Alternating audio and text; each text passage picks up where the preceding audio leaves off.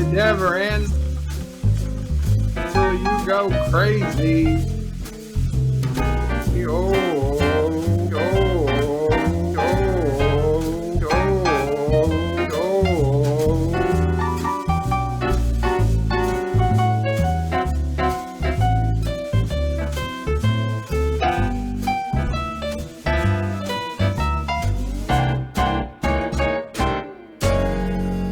I'm just a streaming dirt bag baby. Come to my live stream, don't say maybe. It never ends till you go crazy.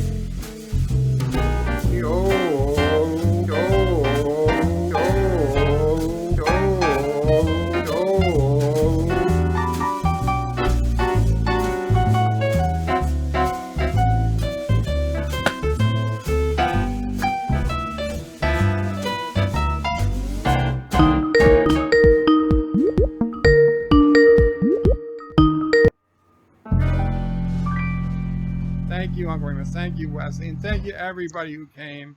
Now, that's a franchise I'd watch.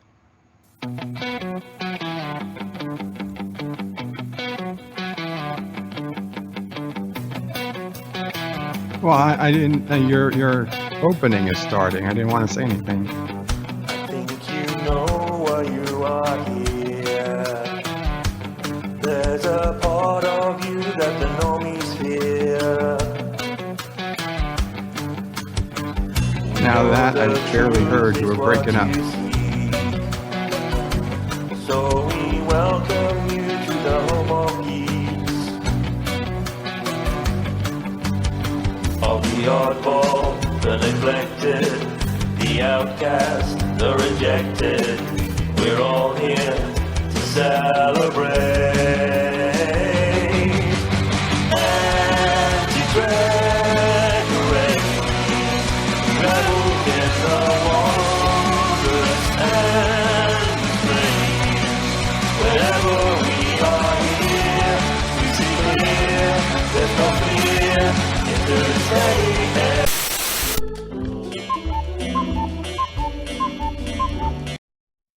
I have sex with she-males every day. I love having sex with she-males.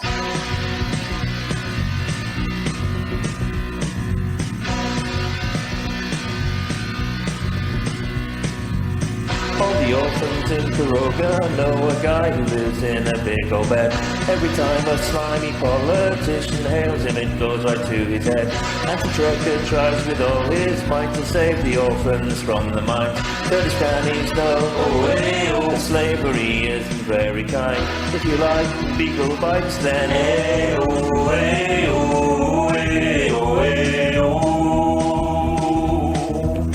Dance like a Rogan. I'm a sexy Asian woman. Son of a bitch. There's a nasty rumor going round that Bird loves sex with she-males. There's a harem there, the harem was Bird's holy grail.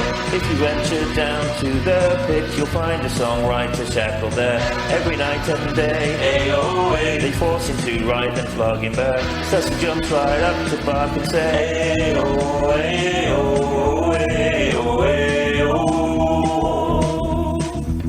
dance like a Karogan. Dance like a Karogan. Dance like a Karogan.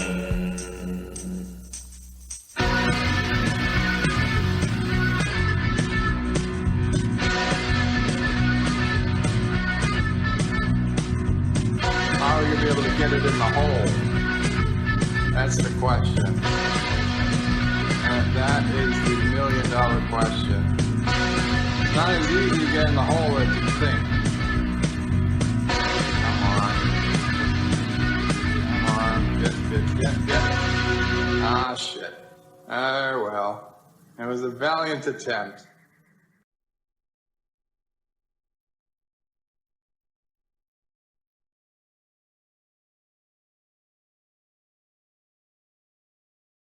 I'm sorry, what'd you say? It's only creepy because you cut it out, paused it, and zoomed in. Oh, I gotta mute that. Sorry about that.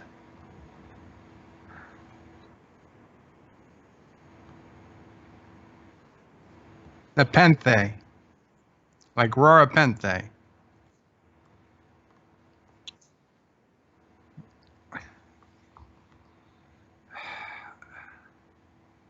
Um, yeah, listen, there were, it I'm was muted. good to see. I was muted that whole time. Ha ha. So you could probably hear, yeah, you could probably hear Bird, but you couldn't hear me.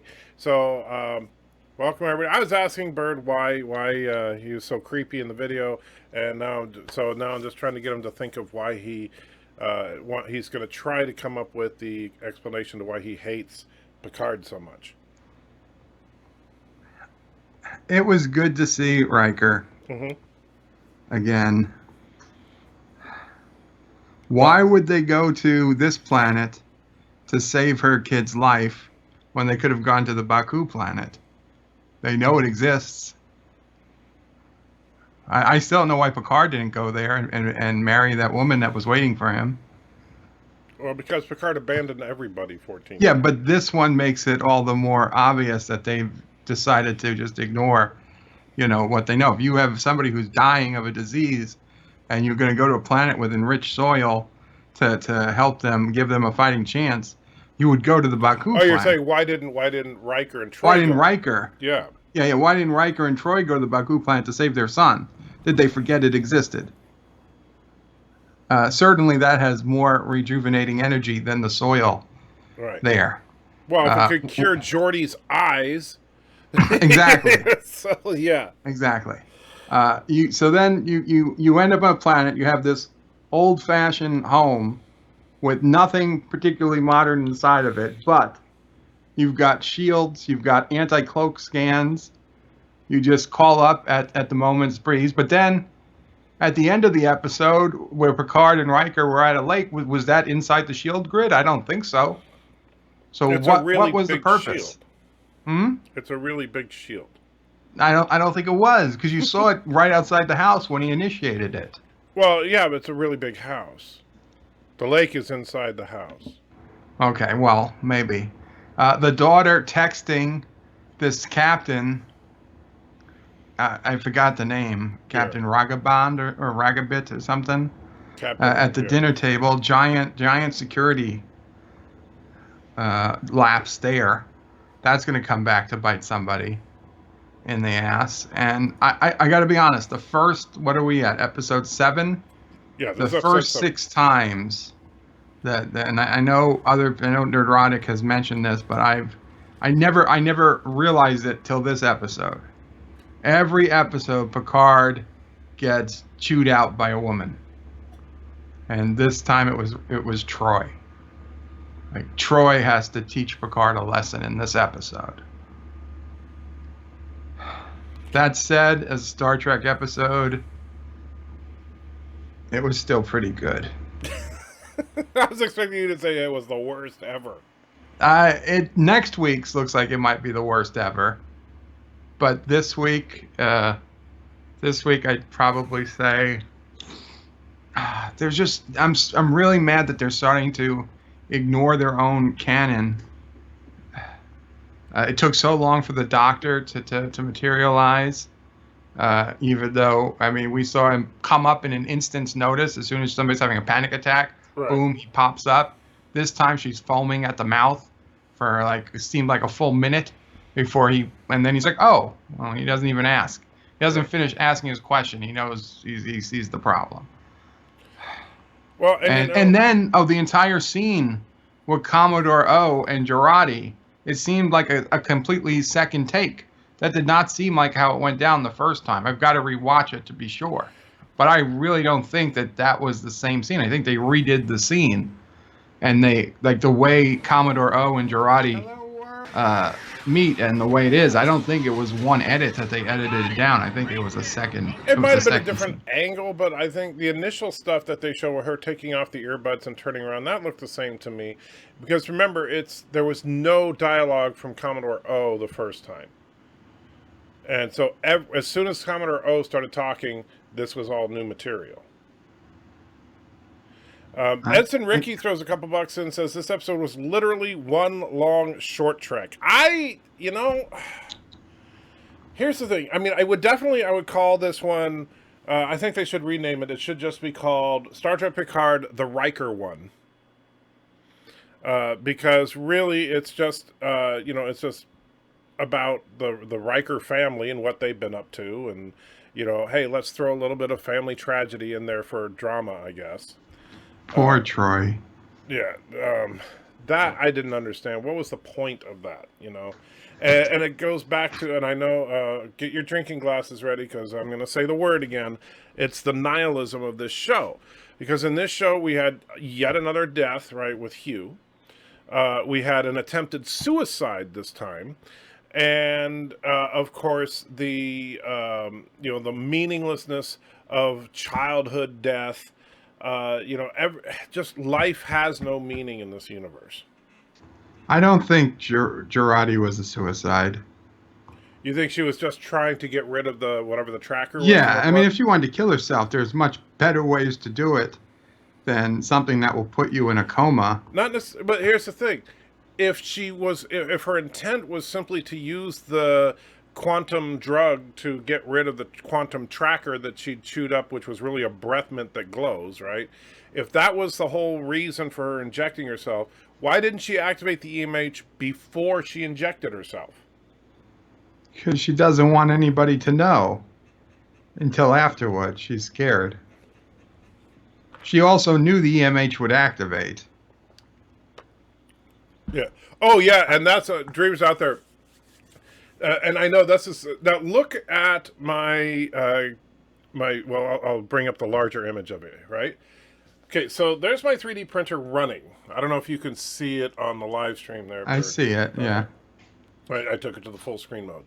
Now go back and look at the replicators on this show. Some 3D printers include an enclosure. So basically, what you see on the screen right now with the black box moving back and forth is called the hot end, and then you have the Bowden tube that's feeding it, and the plate, which is what it's printing onto and everything. All those components are pretty much universal in 3D printers. Look at the freaking replicators. They're 3D printers. They're not even disguised in the slightest. You can look inside and see the hot end, see the Bowden tubes. You can see everything you see on the screen right now inside of their replicators. Yeah, but that was true from the first episode. Yes, I know, but they did it again, only they used a different 3D printer this time. They needed to buy some 3D printers for the cast, so... I guess so. It makes no sense. You'd think they could come up with a great cheaper scam. way.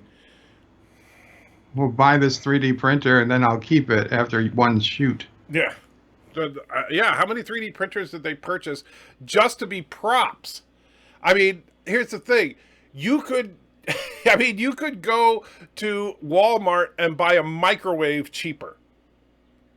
And Microwave doesn't look cool. It looks just like it, except a microwave actually has buttons on the front that make sense if you're going to try to replicate something. Speaking of the pill Girardi ingested, I was like, the how did you know breath that mint? was even a pill? If somebody opened their hand and showed me that, I'd be like, what the hell you want me to do with that? Yeah. And I love when she said, oh, you have to chew it. Yeah, but that wasn't until after Girardi put it in her mouth. Yeah, no, Girardi is a pretty stupid character in this one. Oh, you want me to take this glowing green thing and put it in my mouth? Okay. Oh, and chew also, it? Okay. the entire, you know what? I am sorry. I do not like this episode. The entire scene where I'm going to show you something, the 2-second mind meld, and what do you see? You see what? A planet that vaguely looks like Earth blowing up. All of a sudden, Dr. Girardi is at O's command. I will do anything you say. I'm not going to question that this is even real. Right. Or that one planet might blow up. How do you have this? How do you have this knowledge? How did you send this to me? You know, no questions like this. Well, For all she theoretically- knows, she could have been in a holosuite and saw Earth blow up, and then came to Girardi and put it in her mind. Why would you believe this is real? Well, theoretically, the way that the Vulcan mind meld is supposed to work, you can't. She would be able to transfer a whole lot of memory to her all at once. Like then they should have shown a hell of a lot more than just Earth blowing up. Yeah, but okay, they could have done it really quick. You could have seen thousands of flashing images. Each one we could have gone frame by frame. Right. What they wanted you to do is go back and watch Discovery, where Michael Burnham got visions of every planet blowing up. But if I did not watch Star Trek Discovery, then I wouldn't know. Except for next week, we have our Discovery link. And Thomas throws $1.99 in and says, "You're just jealous of their 3D printer." No, not really, because actually the printer I have has about the same capacity as those 3D printers. They're a little more expensive than the one I have, but I'd rather have a totally different type of 3D printer. However, he wants to see number 19, so give me just a second while we play Super Chat 19 real quick. Presenting the newest incarnation of the Joker! What? What are you talking about? That's not the Joker. That's just some guy. Oh, right, sorry. This is the new incarnation of the Joker. Oh, right. That is disgusting. McDonald's disembodied head! So, let's go back to... Okay, there we go. Sorry. Now, I know I haven't gotten to any of the chat. We'll get to the chat in a couple of minutes, but I just want to see how birds feel. So you liked it, but now you didn't like it. There were a lot of problems with this episode that I noted as I saw them, but, you know, seeing Riker and Troy and Picard and It was a member the hugging and the, one more mission and blah, blah, blah. Yeah, it made me feel good. It did. I'm not going to lie. It made me feel good, but it was a false good. See, I'll tell you, here's where I ran into some problems with. I'm going to say this is... It's tough because from a sentimental perspective, yeah, the member berries were very strong with seeing Riker and Troy. I kind of liked I think Troy felt kind of wooden, to be honest with you. She felt like she was, Marina Sirtis honestly felt like she was phoning it in. But to me, Jonathan Frakes felt like this is Old Man Riker here. I mean, I really liked seeing Old Man Riker on screen. He felt genuine. He felt like that's what I picture Riker as being as an older guy. And it kind of goes back to his Alaskan roots. This is how he would want to live. Is it? Because Riker always said he would always love technology. Right? In Generations, but he would also Picard was reminisce saying about this was the way to live. But he would also reminisce about growing up in the wilds of Alaska. Did he grow up in the wilds of Alaska, though, or just Alaska? Well, Alaska is not exactly a major metropolitan area. I mean, who knows in the 24th century, I have a hard feeling that they probably have just as much tech in Alaska as they do anywhere else. Well, they have the tech, but they don't have the... I'm just saying, Riker was not one who was going to start cooking natural foods and stuff. Now, I know they did that because of the sun. But that didn't feel like Riker. Riker taking over. Okay, Riker liked to cook. I'll grant you that. But yeah. Riker keeping this life of naturalness after the son had died. I don't understand why.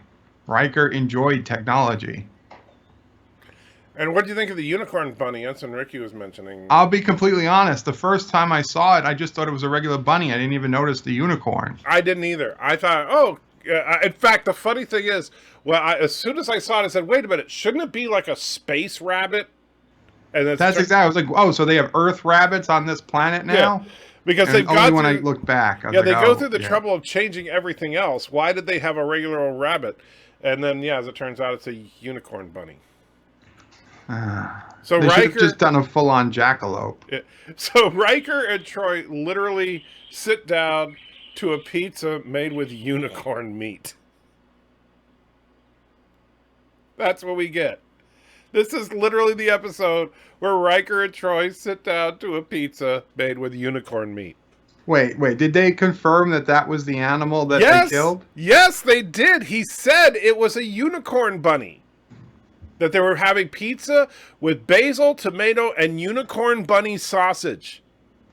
Oh, Jesus. That's an actual line in this episode. I don't know how I missed that one. They are eating a unicorn pizza. So unicorn bunnies have venom sacs. Yes! So my dream was coming true. Oh, jeez. Your dream of I creating had the dream of a bunny attacking me. A couple weeks ago. DJ Odyssey made it into a Star Trek episode. So, and Ensign Ricky puts a couple bucks in. They said they moved to the planet because the regenerative soil. Yes, but it makes no sense, though, is that they moved to the regenerative soil planet rather than, as Bird was saying earlier, why didn't they move to the Baku homeworld in the Briar Patch?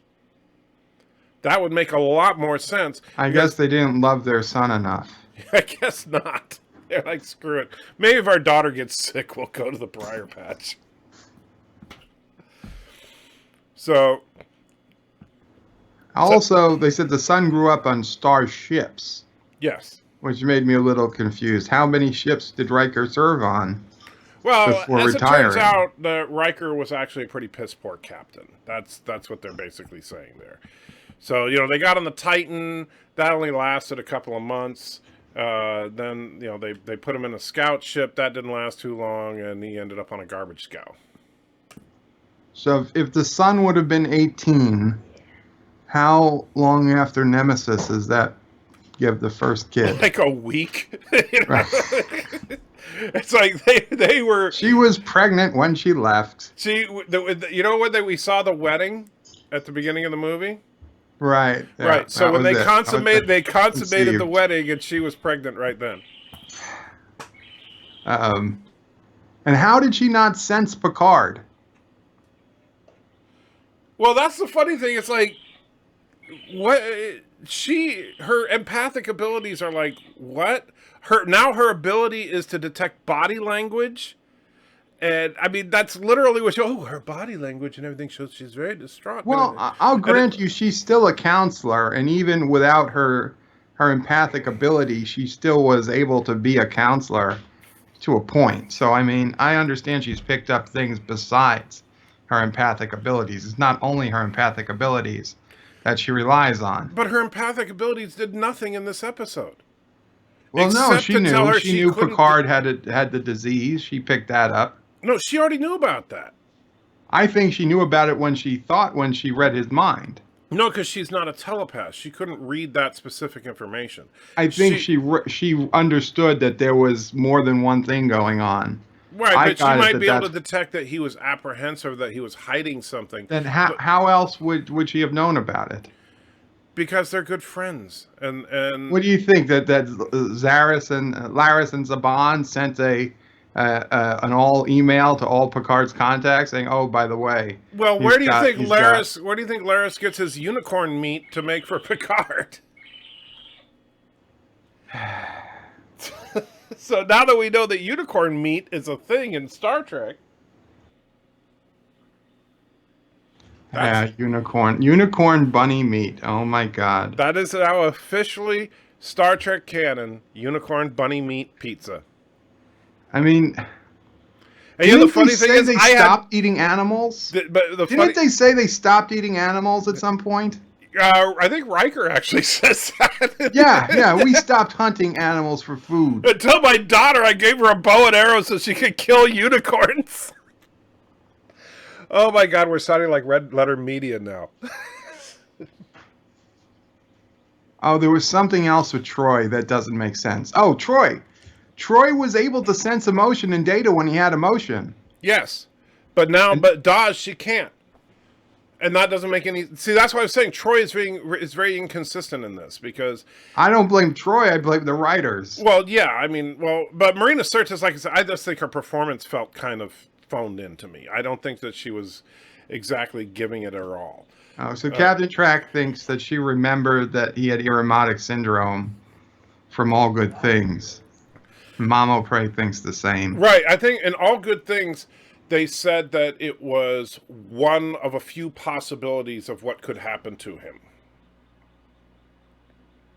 And so, And even though everything else changed, including an Enterprise D with a third warp nacelle, still Picard's life will follow the same path. not necessarily, but we just know that, and notice they did drop the hint that, oh, hey, Will, you ever think about going back out? I think... Right, now, again, he says he's on active reserves. Yeah. But he said it'd have to be pretty important, like he gets to decide if he gets called up. Right, because in Starfleet, being in the reserve means you can reserve the right to say no, I guess. Yeah, what type of reserve is that? I would love that if they join the army and go to war if you feel like it. That's that. And yes, that's a good point. Death Dealer points out that in All Good Things, the Klingons invaded Romulus, which is true, but in that version of the future, for some reason, there was no supernova. Because writing. Dan says you can buy unicorn cake. It's not made of real unicorn. Yes, but unicorn pizza is made of real unicorn. And Ensign Ricky corrects us. It was called a bunny corn. Oh, bunny corn. Okay, because I was going to say, it certainly didn't sound like unicorn. Bunny corn. Oh, yeah, bunny corn. Okay. So, Now, but it makes sense. We hear, we know what they meant. So it was supposedly that animal. So, yes, they're hunting animals for food. They're hunting unicorns for food. Not just any old animal. They are hunting unicorns for food. Sorry, Sassy's on the warpath. Is Sassy upset about this episode? Yeah, she wanted to kill the bunny.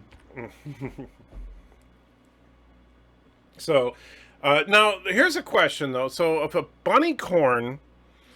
now, as a person who's, I've raised rabbits in the past, so wouldn't and too bad if Cinnabon's here, yeah, Cinnabon is here. So wouldn't a bunny corn leave behind, like, tricks everywhere? I'm sorry. Sorry, Cinnabon. Why is Cinnabon calling you a son of a bitch? I assume because they said Sassy wants to eat the bunny. And Sassy might have barked, waking up the bunnies. I don't know. Yeah. But the bunny was in the forest, so of course it left tricks around. But it leaves them in the forest. Nobody cares. Right, and then the kids run around and find them.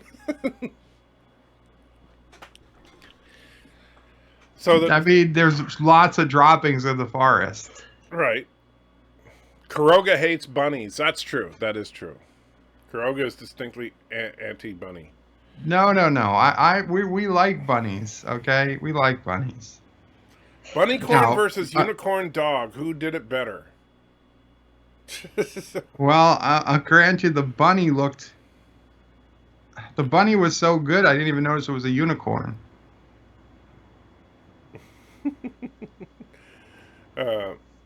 But honestly, that's as stupid, okay? For anybody who wants to say, oh, look how much better the production value is on this than TOS.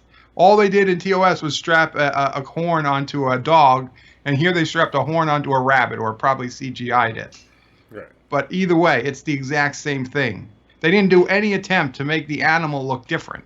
Right, it just looked like a regular old rabbit. There was nothing special about it other than, oh, look, it's a rabbit. CGI in a horn. Like, I don't think this show costs as much as we're being told it does. They seem to have shot this on a shoestring budget. Well, from what I understand, and I don't know how much of this is true, but the guys at Midnight's Edge were saying that basically a lot of the money that's been budgeted to Picard was diverted over to Discovery to make up for their bloated budget. I would totally believe it, because I had to say, for as many of the problems in Discovery, any one episode looks like it cost 10 times as much as any Picard episode yet. Yeah, the Picard episodes look like, I could have filmed them. If I had the again, Riker's house is just an ordinary house, except for the 1 second we see a shield turn on for. Even the brick oven. I mean, there's nothing. They don't have a special oven. They don't have a quick way to cook pizza. I mean, even Back to the Future had hydrate level 5. I just, yeah. But, It was a beautiful planet, and I like the arch. I like that arch mountain. I mean, it doesn't make sense. It wouldn't actually ever exist, but it was a beautiful planet. oh, I now mean, you're saying it wouldn't exist. well, I mean, that arch would have collapsed from erosion, but yeah, Really, Bert? Are you a geologist? unless perhaps it was cut out, um, it's their Mount Rushmore or something of the planet. That could be. All right, so here So this is actual Star Trek lore now. We'll just put them right there. A bird corn? No, look at my. Oh yeah, okay. That is actual Star Trek lore right now. Congratulations! I actually just did a quick Google search for bunny corn. That's what I meant to say, bunny corn. Yeah, a bird corn. So is that like you with a horn on it? I guess it's like a bird with a horn on. I guess we'll see that next week.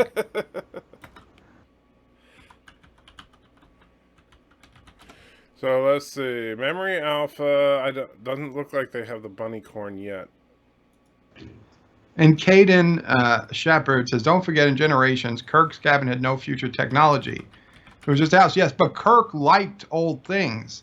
Kirk embraced living of old. Riker did not. Riker was very against. And on Generations, Picard was saying, this was the life, Will. Just out here on the sea. And Riker's like, bad food, no women. Yeah, no technology, no women. He didn't want that. He liked his comforts of the Enterprise. So we have bunny corns in Trek now that Riker and Troy eat because we're evolved people that don't eat animals. Am I getting that right?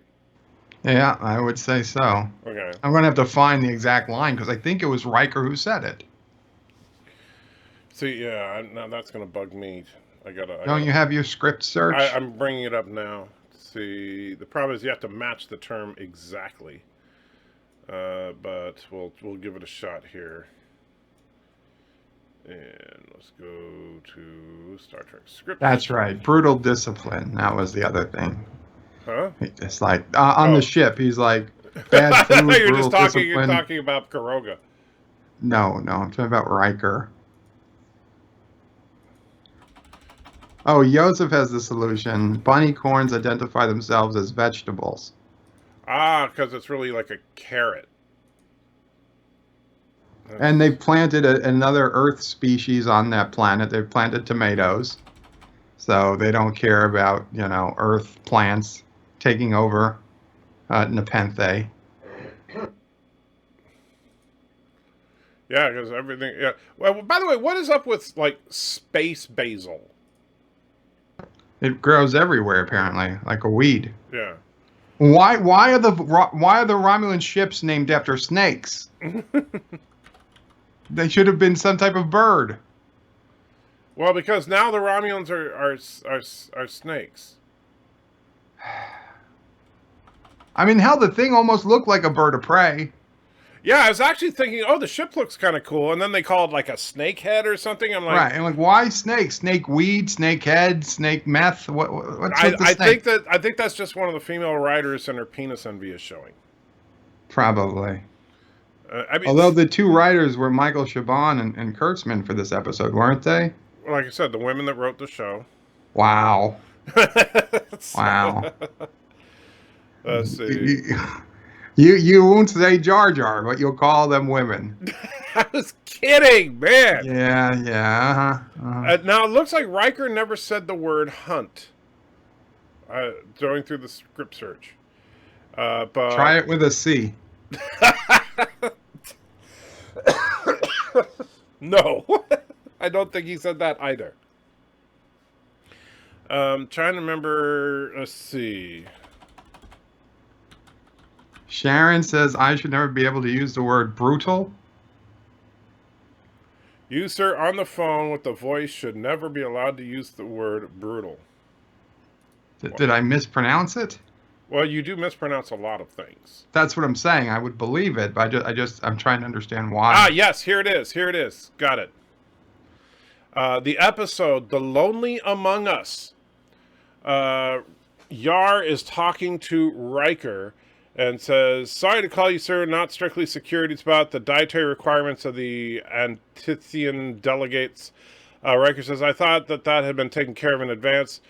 Yes, yes, sir. Their live animals have been beamed aboard. We're going to preserve the meat for them, but they're saying we must bring them alive. And Riker said, then do so, Lieutenant. Yar was confused. We no longer enslave animals for food purposes. And then the Antithian says, but we have seen humans eat meat. And then Riker says, you've seen something as fresh and tasty as meat, but inorganically materialized out of patterns used by our transporters. So yes, meat is of the past as of Lonely Among Us, which I think is season 1 or 2, isn't it? If Tasha Yar's there, it's season 1. Yeah, so season 1.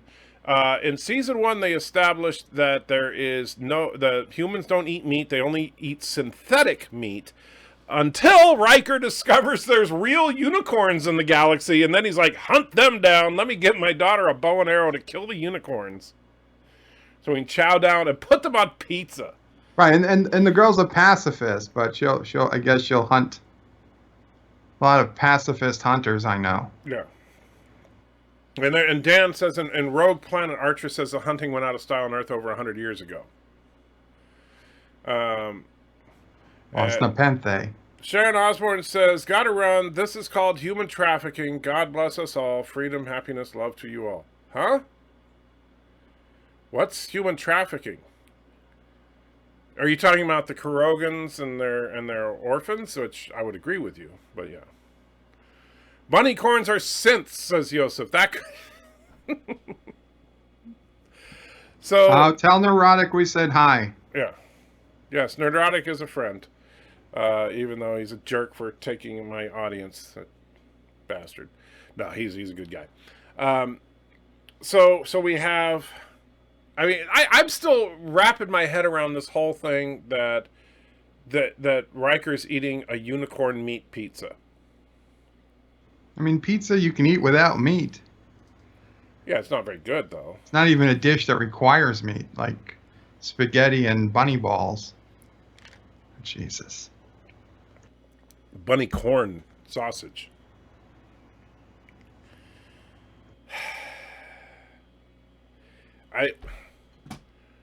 That's the problem. This is one of those episodes that the more you think about it, it's like, on the surface, yeah, you had the feels from seeing Riker and Troy. I think Riker, like I said, was the highlight of the episode for me.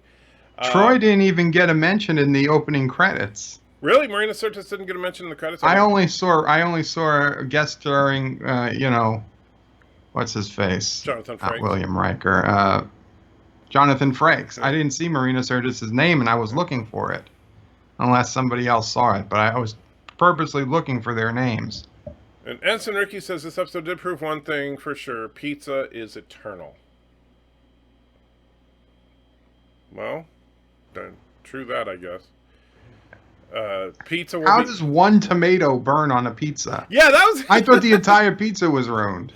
I couldn't figure out that either. It's like, wait a minute. Now I will claim to be a little bit of an expert in this department because I ran 2 different pizzerias in my day back in the 90s. And when I did, I've seen burnt pizza, but never a burnt tomato on a pizza. Right, there's no way to just burn the tomato. Well, the thing is that the tomato will be like the last thing to burn anyway. Because it's so full moist. of liquid. Yeah, and so like you could the crust will burn before anything else. I got a little sick when Soji just bit into that tomato. Yeah. That's how I know she's a synth. You got a little sick because she could bite into a tomato? I can't. I can't either. That's all right. You're not going to get an argument for me. Modern day human trafficking, real funny. Good night and again, God bless us all. I'm not sure. I'm not really sure what the human trafficking came about. Yeah, I have no idea. I want to know, but and yes, Riker did make scrambled eggs for Worf.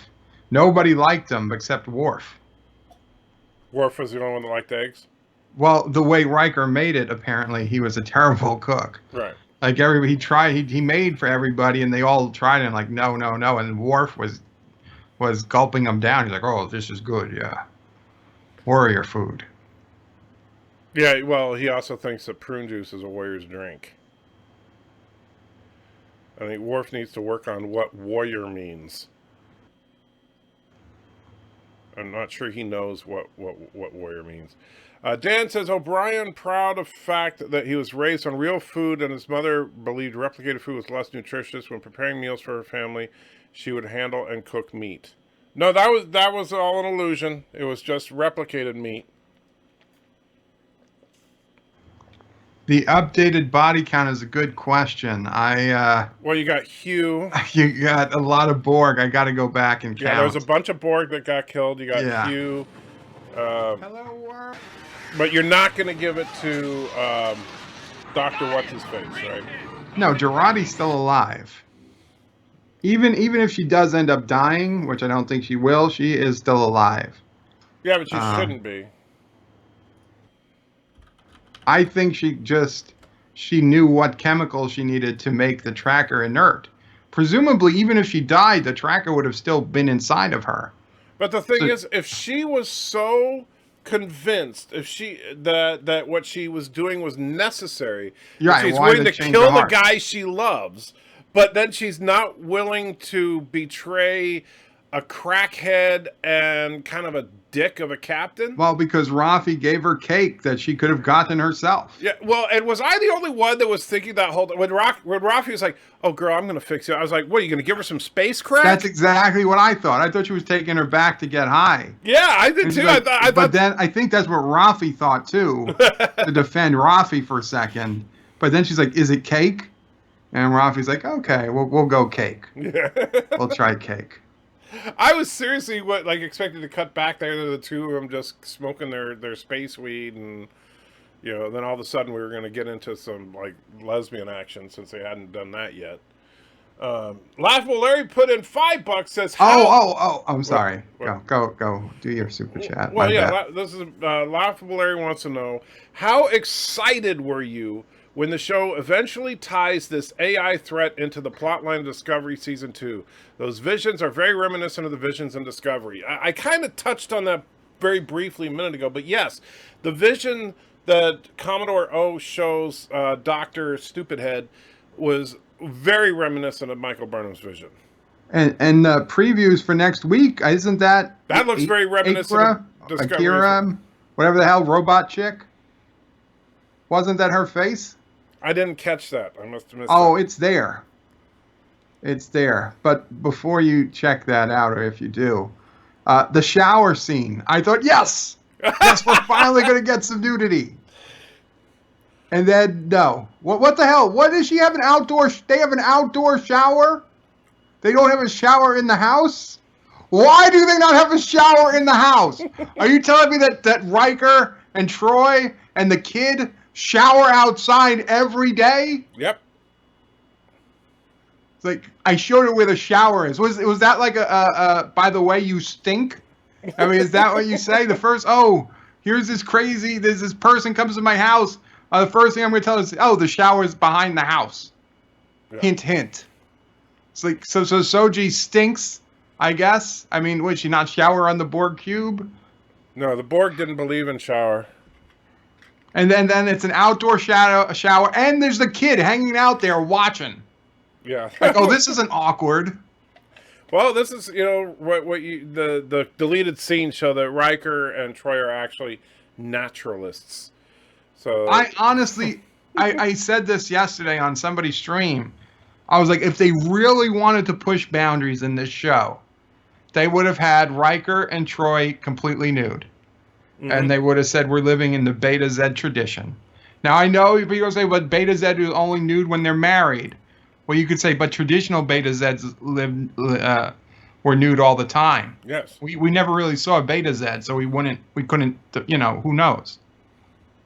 Yeah, why the hell did they... yeah, But they don't want to push those types of boundaries. They just want to make Girardi say F words. Yeah.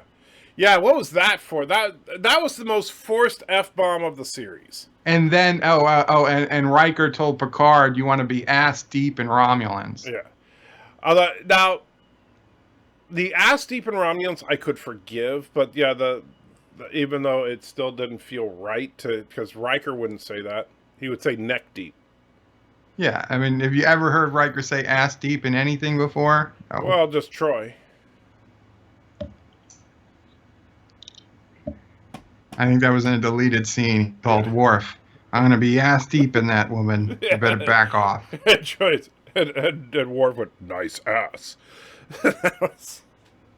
Mind if I join you? And yeah, that was this whole, deleted part of All Good Things where the way that they make amends was the three of them get together. But anyway,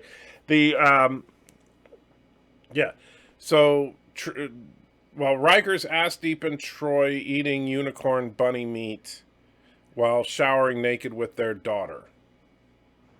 Robert Mikado says, was it him or did one of the XBs that died a Hirogen? If it was, I didn't notice it. I did not notice that specifically, but I mean that's not beyond the realm of possibility since the Borg. It would be a cool tie-in if it was. I mean, but yeah. And Worf has 2 for parallel pleasure, indeed. That way, both Riker and Troy could get some Worf at the same time.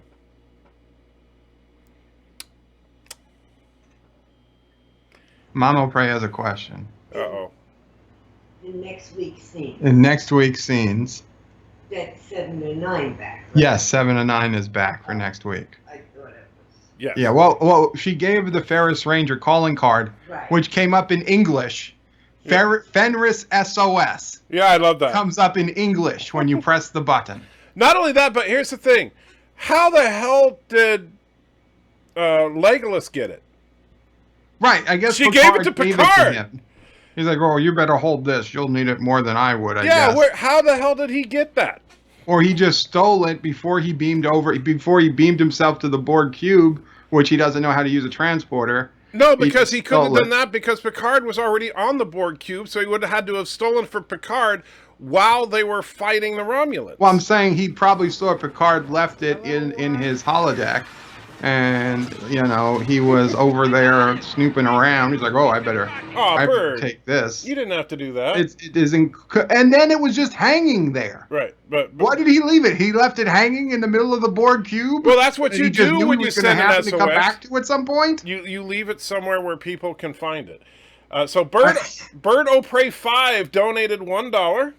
Oh, you're welcome. Yeah, and says, I want Riker and all men nude. I'm a nudist. Remember, Mama Prey streams today on her channel. Watch out. I won't feed her. Oh, wow. That doesn't sound like me. Well, actually, a lot of it does sound like... I'm not going to say it, but it also said that you stream later on your channel, which does sound like me. But there was something about wanting all men nude. Oh. And that you wouldn't feed Mama Prey. Oh, and I wouldn't feed you. Oh. Notice she's not fighting with that one. She's denied just like, that. okay, yeah, that's true. Well, Uh-oh. technically, Technically, I don't feed Mama Prey. She feeds herself. Thank you, there, Thomas. I hope you got that. no, I do feed myself, and you supply plenty of food. There we go. From Mama Prey's own mouth. I supply plenty of food. Well, that's just because you don't like the unicorn meat. I wouldn't. I don't like unicorn meat. Eva, I'm really getting less and less meat. I don't want to eat it anymore. So Mama Prey said this episode was too touchy-feely for her. Too touchy-feely? What, with the naked showering outdoors and rubbing unicorn meat on each other? Luckily, I slept through the She slept through the unicorn meat. Okay. When I woke up with Picard and Oh, with Picard and Riker Yeah. it is- on the bench. Yeah. I like Yeah. that scene actually. I mean, it's good to see somebody again. I understand everybody's gotten old. I understand the feeling. But, hmm, Too much for Momo Prey. But and I agree, T-Berg, that yes, this episode was built entirely on nostalgia. That's the only thing that really works, is the nostalgia of this episode, because everything else, the more you think about it, the more it doesn't work. Oh, and the time Picard tells Soji, "No, your sister's real, but she's dead." It was like, what? Why would you say this? I was just waiting for him to start applauding himself for saying it, you know? No, it's okay. Your sister's real. She's real. She's real. You're not crazy. Your sister's real. Oh yeah, but she's dead. That felt like my neighbor, because we lost a cat. We lost our cat years ago, and the neighbor's like, "Oh, I see your cat's in your garden." Dead. We're like, "Oh, great. We thought she ran away." She's like, "Oh no, she's dead." So this is the "and they're dead" episode. That's what this episode should be called. Because, oh look, Hugh's still alive and he's dead. Right? And then, oh look, they have unicorns and they're eating it. Hey, you have a sister and she's dead. So yeah, that's the theme of it's Star Trek nihilism. That's all it is. Encounter at Farpoint, Picard said to William Riker, I would appreciate if you keep me from making an ass of myself with children. Yes, but that is using the term correctly. He was not saying ass as in behind. He was saying ass as in donkey. That's where that phrase came from. And so, as opposed to being ass deep in something, is referring to a posterior, not an animal. Now, I will complain about this next week, but I might as well pre-complain now. That was a calling card for any Fenris Ranger. It was just the nearest Fenris Ranger. Right. Which Why will, is of it course, Seven be that 7. comes back? Because it's 7. She's the only one? She is. She's the only Fenris Ranger. She's just like running around saying, "We, the Fenris Rangers," and everybody's like, "Yeah, we know it's just..." And it's like she doesn't know that cube existed or what was going on there. But we'll see. I mean, we got to see more for next week. But yeah, you should look at those coming up, at what's coming, because it's clearly the robot chick's face. I didn't notice the robot chick face. I did watch the previews, but I was also getting the live stream set up at the same time. So I might have glanced away when robot chick... Yeah, I mean, it was just like a 1 second. Was it robot flat. chick the one that they threw out the airlock? That robot? Yeah, okay. yeah. Let me... She absorbed all of control somehow. Right, because, magic, space weed, robot unicorn meat bunnies. Yosef says 7 is the only ship in the quadrant. Yeah. Yeah, well. Take a bite. maybe. Oh, that's why I started playing it, and it's for whatever reason it started playing right at your favorite scene in the entire episode.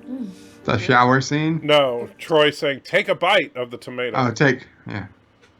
All right, so let's see. We get to... I mean, it could have been directly for 7, but she should have said then, "This'll summon me should you ever need me." She said, "This'll summon a ranger should you ever need one."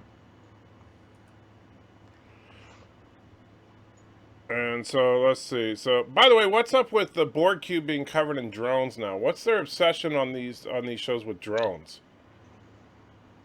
Droids?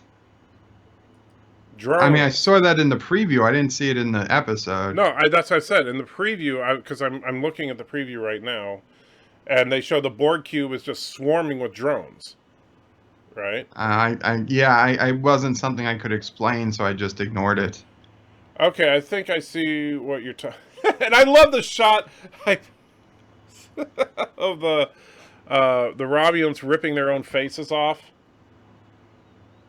Let's see if I can... Oh, yeah, they're saying they can hear the audio, Anti-Trekker. Yeah, I muted it. That was a minute ago. Which tell me if I can't see the chat right now because I'm looking at the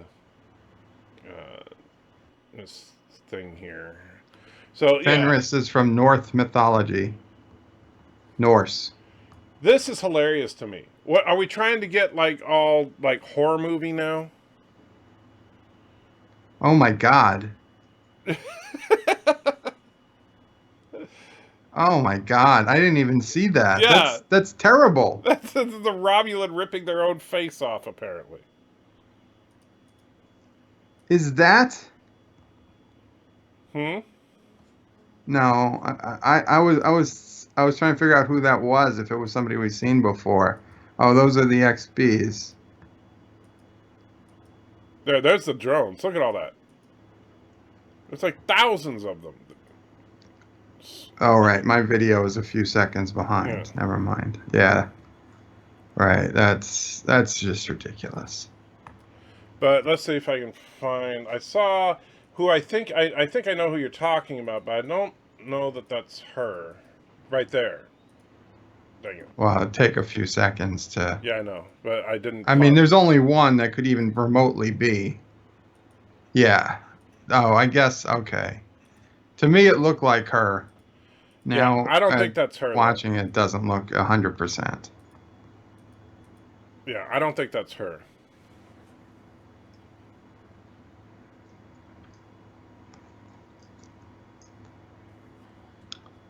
So I managed to get it first. Yeah, I guess not. I mean, there are some similarities. It just doesn't make sense that if we allow AI to exist or synthetic life to exist, this is what's going to happen. What happened? Oh, Earth blows up. Right. Because why not? Because all synthetic life hates Earth. Well, and the Romulans had a prophecy about it. Because Space Jesus hates AI. Right? Right, yeah. But it's okay, according to Space Jesus, to eat unicorn meat. Mark Lloyd said 7 is going to use the Queen Chamber, calling it now, take back the cube. Well, that is basically what Yu was saying he was going to do. Right. I didn't realize anybody was listening. Oh, it's open rebellion. Now I can kill you. Because what? You couldn't have claimed it was open rebellion before? Well, I know, because, the one thing that... Romulans are sticklers for rules. Yeah, they're never going to lie, And she knew... Also, what's with the 747s in space? I'll bring that one up here. 747 in These space. things, yeah. They look like 747s to me. I know know the Scientologists believe in DC-10s in space. Well, maybe these are the Scientologist ships. Isn't that just a snake ship? No, look at it. It's like... Oh, it looks like what's those, the thing that killed that Aussie guy that used to swim with the fish. That Aussie guy. A Sea Ray.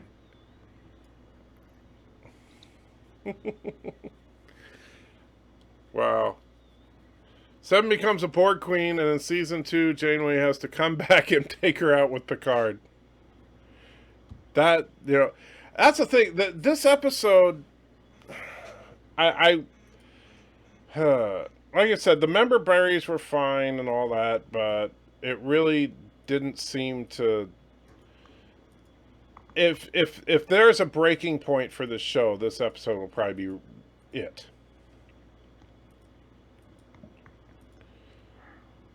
Now, here's an interesting shot, and I was trying to figure this out, but I'm not 100% sure, from the trailer for next week. Do you think this is 7, like,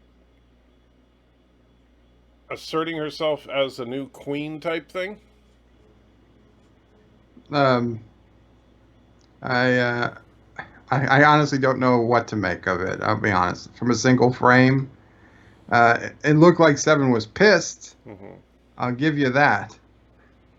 But it looks like she's like jacking into the cube or something.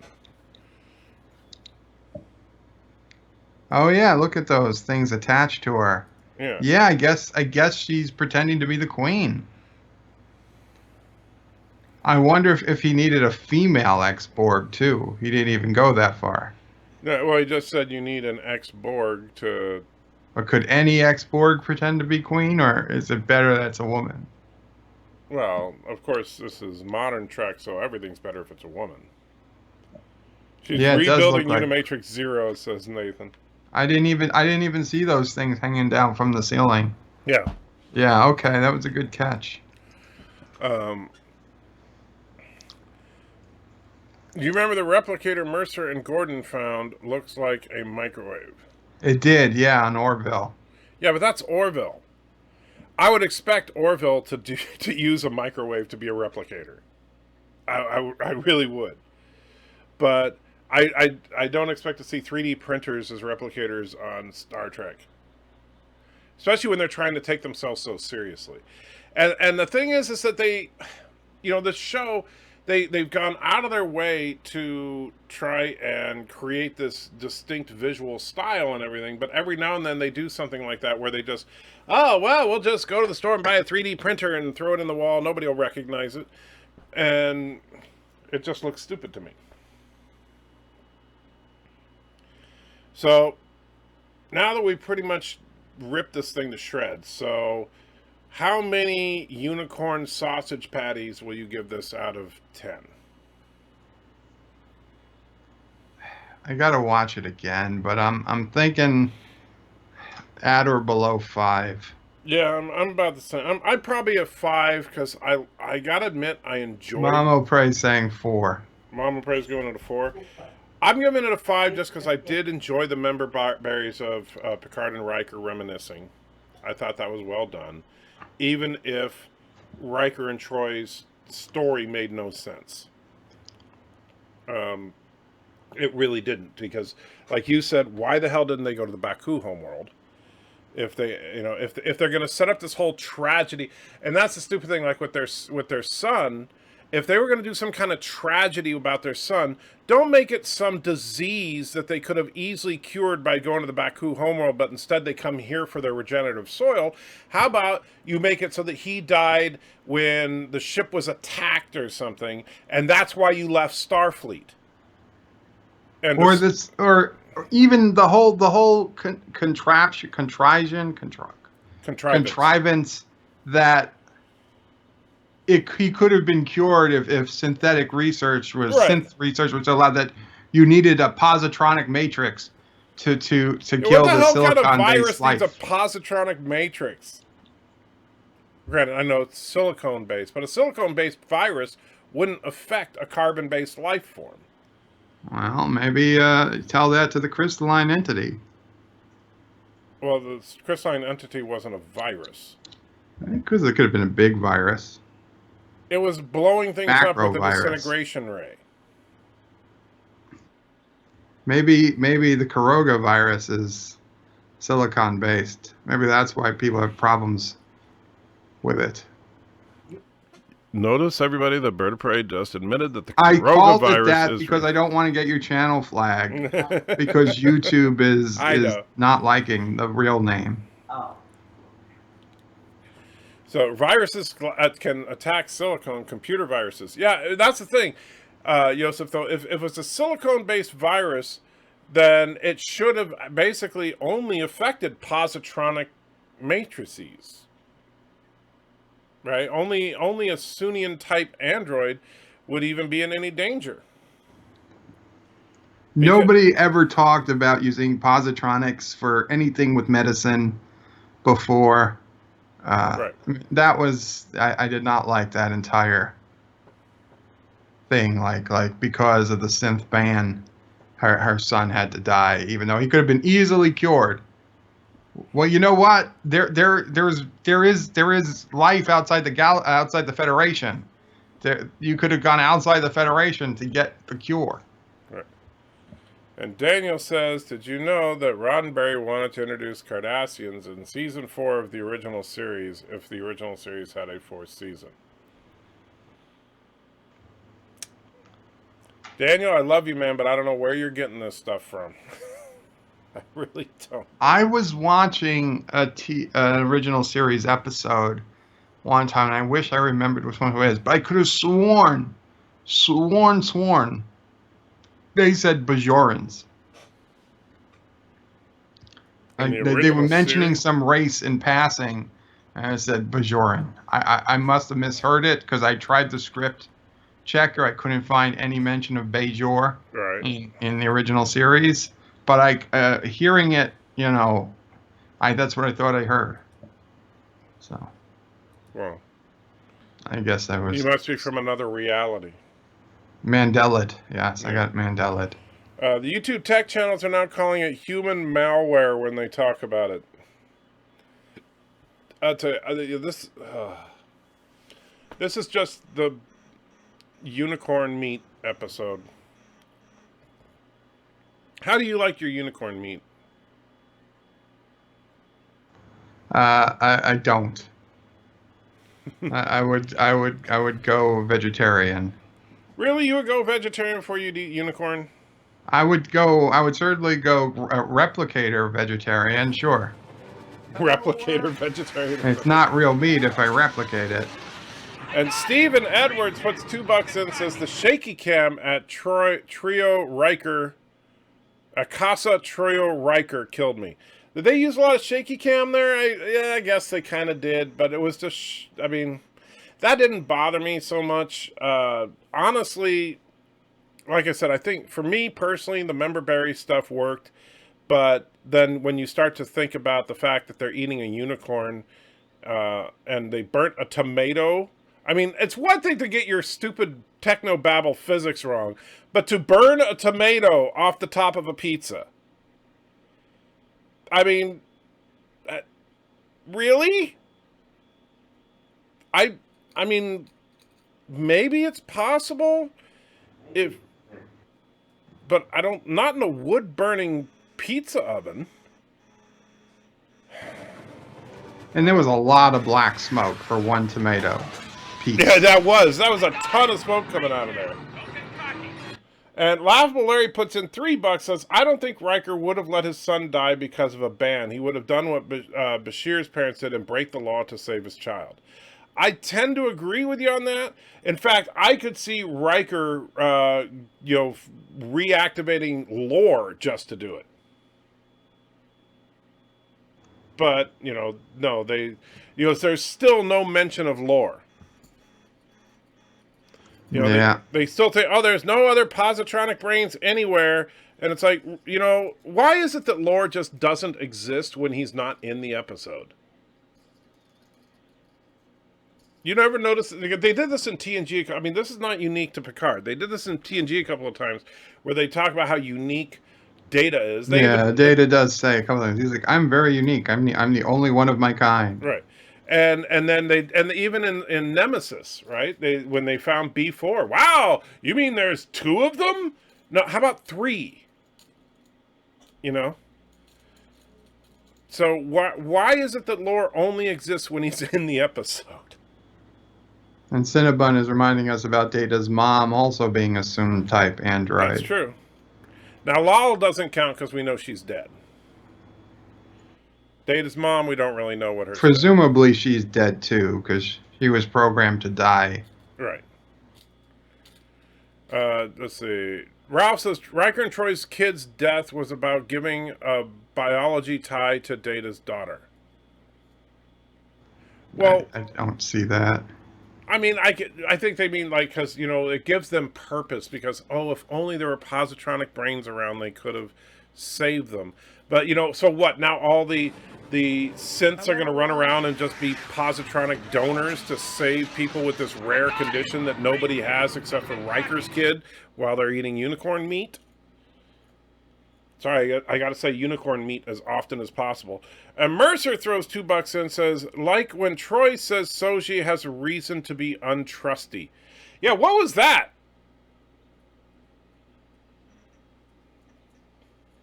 Yeah, that's a good idea. Let's just encourage her to not trust anybody.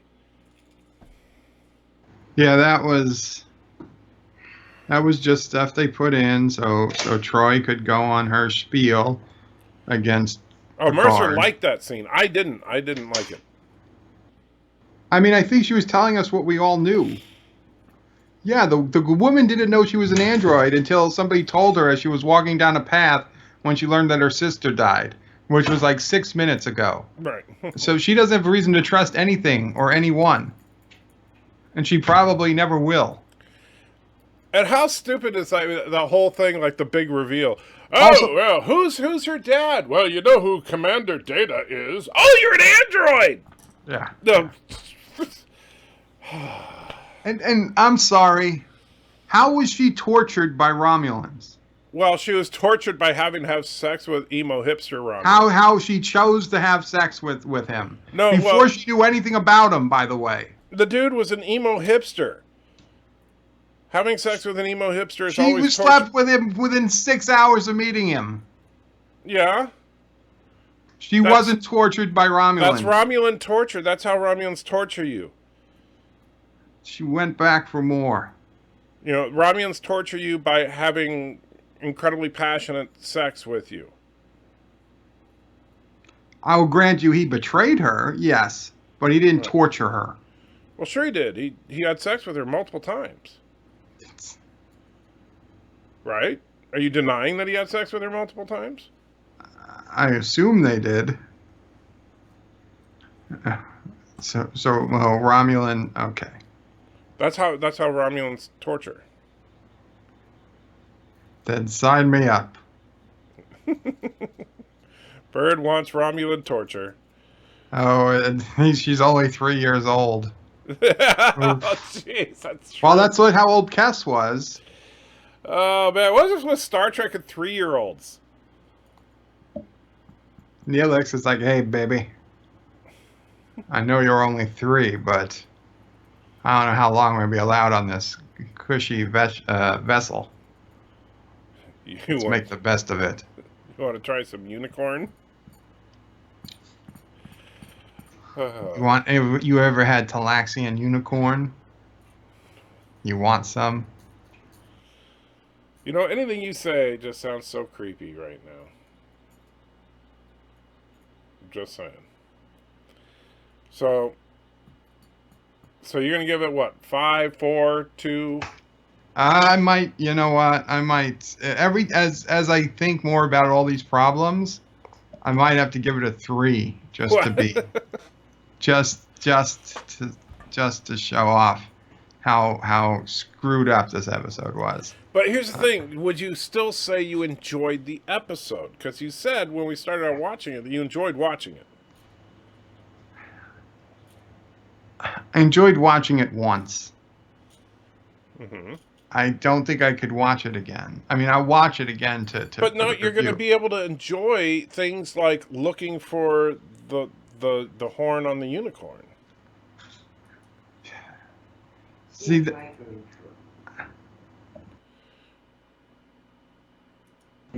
yeah, seeing Riker and Troy. was like nostalgia. I don't know. I guess I'm maybe closer to the 5. It's As I said the minute it went off. yeah. Mama pray. Mama pray. What were you always saying? 4 or 5? I said 4. Mama pray said 4 the moment it went off. I didn't know if you were looking at me. But I held both hands up like this. Oh, I wasn't looking. Oh, but what do if you you know? held both hands up, I would have thought it was an 8. Oh, Okay, I got to give it to him. It's very hard to see, but and so I'll switch over here. I know there's a little bit of a delay for you, Bird, but this is the establishing shot on neoprene, and when they first show the unicorn bunny, you can see the horn if you look carefully. Oh yeah, I mean I saw the horn when I went back and looked right before we started. It was there. I just, I guess I wasn't expecting to see a horn, so I just didn't see a horn. It just blends in really well with the background. Oh yeah, I mean I can barely see it now. Right, that's what I say. Like I'm moving the mouse cursor around it, but it's very hard to see if you're not looking for it. Other than that horn, there you can see a little better right there. Other than that horn, though, it's just a regular old rabbit. So you're telling me that this planet evolved. There it is. Yeah, evolved perfect horns on ordinary rabbits for no. Right. I mean, that makes no sense. That is not how evolution works. Apparently, It's more it is. likely a mad scientist took an Earth rabbit to the planet and genetically modified it to It's a have a horn. narwhal. How do those bunnies even get born? They poke their way out. Oh, Jesus. It should have been a jackalope. Yeah. That's what I said, yeah. So there you go. The and This is the animal they ate on the pizza. yes, this is their future dinner right here. So it also has a venom sac somewhere. Yes. Cinnabon says rabbits colonized many planets. Apparently, yes. Well, you know, since Cinnabon is in this show. No, that looks more like strawberry. Yeah, I'm just saying, is it possible that Cinnabon is running around with his epic sword, killing Romulans and cutting their heads off and dropping rabbits off on every alien planet? Would it not be cool to see that rabbit jump up and bite somebody in the neck? That would be awesome. It'd be like Monty Like Python. you thought it was this helpless forest creature, but it's actually deadly. Well, and here's the thing, like, how old is their daughter? 15 or 14, 15, something like that. So now she's going around with what effectively looks like a toy bow and arrow. No, they're real. Oh, I know. The arrows are real. I could kill you if I wanted. But I don't know if you noticed, like, they showed on Riker's wall a real bow. There was a nice compound bow on the wall. I didn't notice. Mm-hmm. But So her they bow, just let the daughter run around the woods with a bow and arrow. to kill venomous rabbits, and then after they're cooking dinner, now, sweetheart, did you remember remove the venom sac? That's not something you ask your tweenager. Did you remember to remove the venom sac? Yes, Mom. Oops. I mean, if they're so worried about, God forbid, losing another child, maybe they would have moved someplace a little safer. Or at least not have their Mercer sent a picture of Nermal. There's Nermal, everybody snoozing away. Kind of looks like Nermal has a unicorn horn there. But yeah,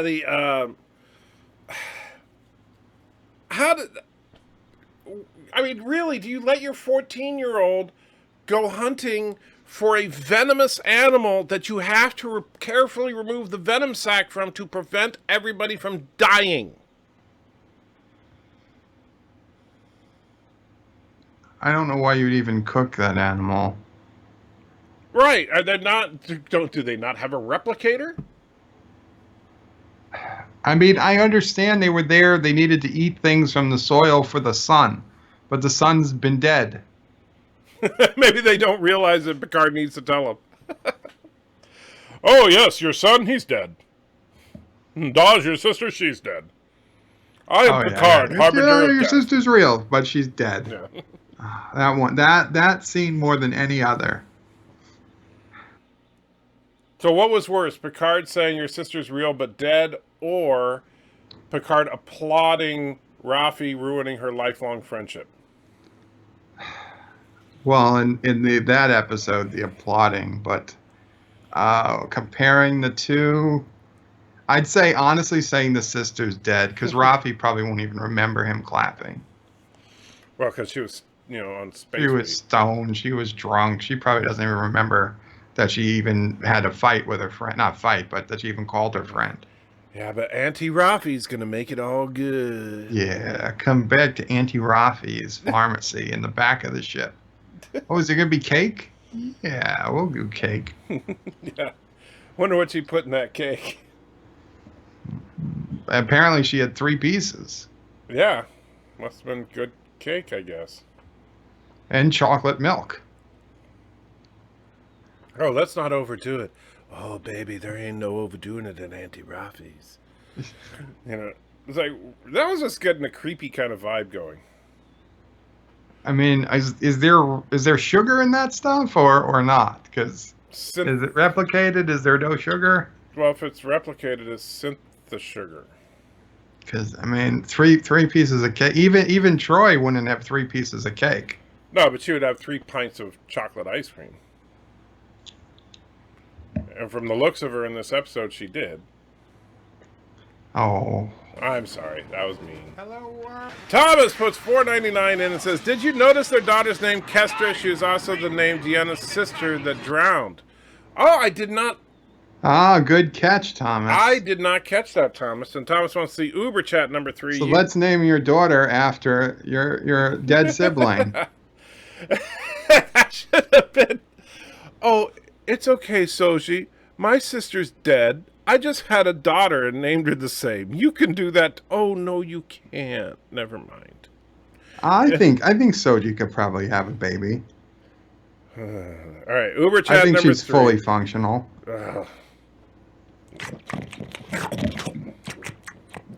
Dad, do you think you could start eating healthier? Well, I got this apple for you here. I don't care, you.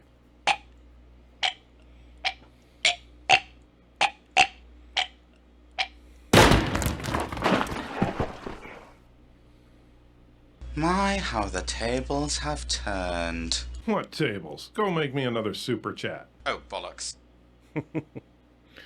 Thank you, Thomas. I appreciate it. Daniel says, "How was Merrick in this episode?" Do you mean Narek? Are you talking about emo Romulan boy, or are you talking about someone else? If you're talking about emo Romulan boy, he was fine. Is it just me, or did that ship he get in look like it only have a cockpit? Yeah, it was like basically like a Romulan fighter. So was he going to spend 4 days in that ship without moving? Apparently. Because they said Nepenthe was several days away at maximum warp. Yep. He's not good at. I guess the thing has a built-in Geologia machine. Hashtag bed life. Yeah. He's just going to be doing live. Yeah. How are you going to go? Where are you going to go in that little ship?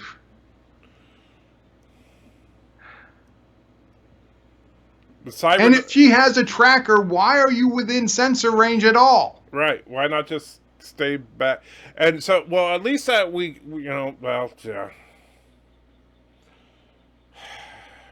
Well, confirms that Commodore O is working with the Romulans. I don't. If she's a Romulan, I'd be really upset that Romulans can. No, I don't think she is a Romulan, but I think she. Battle. But here's the thing, and think about it this way, and this is why I've argued about the Vulcans before, is if a Vulcan is driven by raw logic and nothing else, no emotionalism, if in fact the future of the galaxy is at hand, where all trillions of people will be wiped out if you don't kill a few 100 million Romulans. You'd do it. If there's no emotionalism involved, you'd do it. Absolutely. Oh, sure. The needs of the many outweigh Right. the needs of the few. So if that is what O was exposed to, then her participation would be completely logical. Yeah, I think she's Vulcan, and also Narek's sister said, "You have no idea what you've done. Hundreds of operatives and through hundreds of worlds," or something to that effect.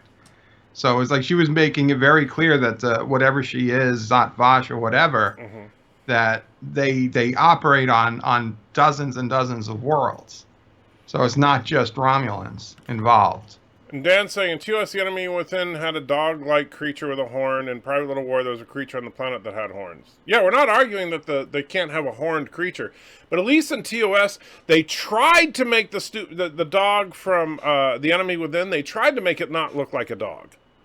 I mean, yes, it was just a dog in like a bear suit with a horn. But at least they tried to make it look like a dog in a bear suit as opposed to just a regular old dog with a horn tied to it. I think we all saw the meme, I'd imagine, like this passed for an alien in 1968 or whatever it was. Yeah, but now you could show this stupid rabbit and say this passes for an alien in 2020. This rabbit is just a freaking rabbit with a horn glued to its head. Surf Trictronics wants to be on a ship with Auntie Rafi and Dr. McCoy. That is a ship that would go nowhere. Yeah, Auntie Rafi would be like, yeah, here, have some snake leaf. And McCoy would be like, I got some stuff that'll tranquilize an active volcano. And Rafi's, ooh, give me some of that. Yeah, that...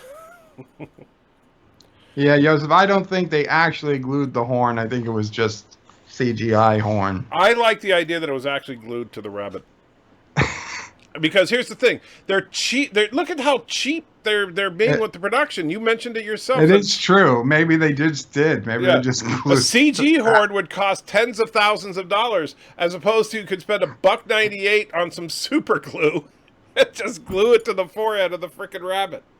Yeah, I'm worried now. I'm worried they actually did. Was there any PETA approval on this episode? I didn't see anything at the end saying no animals were harmed.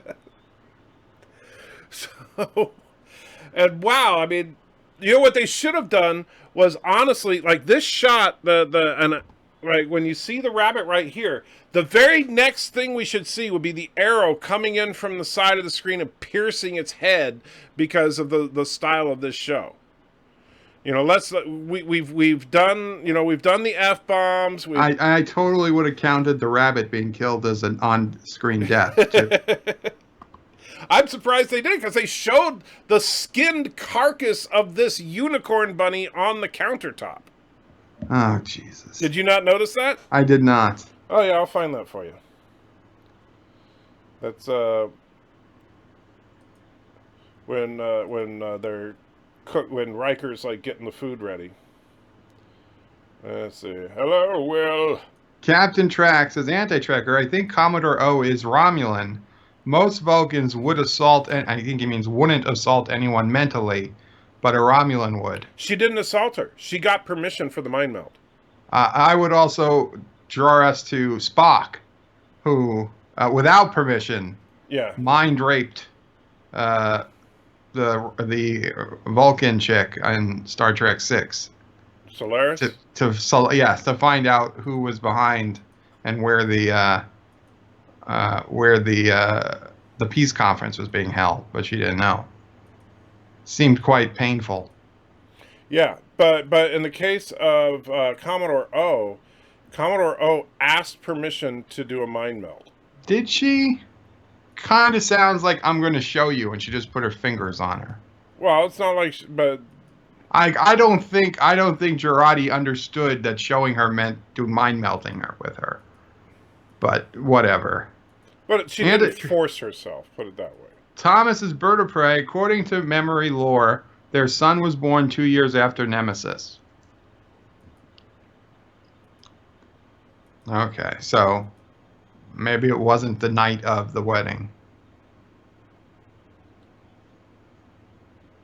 And Captain Track says that was to save lives. Well, isn't this to save lives? This is to save more lives than Spock could have saved. I also noticed that the Romulan woman said half the galaxy, not the entire galaxy, was at risk. Well, that's just like, the good half. I was wondering if she meant, well, the Borg half is already, they're going to be okay. Well, because if the Borg are the ones that are going to be doing it, so maybe the Borg are fine. Come on, where's the freaking unicorn? Surf Trektronic says Romulans can't mind meld. Well, Surf, I want to agree with you, but absence of evidence is not evidence of absence. See, I waited all week to use that. Why were you waiting all week to use that? Because I remembered it from wherever I heard it. I said, I want to use it. I'll sound smart. Well, that's usually something that's used in theology debates, where people will argue the absence of evidence for a god. Well, I think I heard it in a global warming debate. Really? Yes. Let's see. Man, where's that stupid rabbit? SMRT, smart. Yes, Thomas. Thomas is smart? This is Control 2.0, sir. For actually, it is the same control as Star Trek Discovery. Or this is when in Discovery, when Pike went 500 years into the future with Ash Tyler in the shuttlecraft, and then came back with the probe that was destroying the shuttle. They said they were 500 years in the future, and this thing attacked them. Yeah, but this would only be 100 years in the future. Well, 130. Well, yeah, but another 400 years later, after Earth is destroyed, and the whole galaxy is just filled with robots. Right. Killer robots. What do I think of Riker's daughter? Ask me in 2 or 3 more years. That sounded kind of creepy. I know. That's what I say. I don't comment on underage children. You were just talking about Dodge. Dodge isn't underage. She's 3 years old. She's an adult. She's 3. She's not 3. God damn it. Yes, she is. The actress is not 3. Kess's actress wasn't 3. Well, for all you know, that's the girl that's in the... Oh, there we go. I have to find out how old the actress is. All right, I found what I was looking for here. Let's go back. All right, you ready for this, Bird? You're going to love this. All right. So here's a lovely scene with Picard and Troy and Riker in their lovely cabin in the woods, all right? Now, I know that there's going to be a little bit of a delay, but just watch this lovely... And the thing about it is so artistically done and so just beautiful to see the natural order of things as the daughter walks in and plops a dead-skinned unicorn into Riker's hands.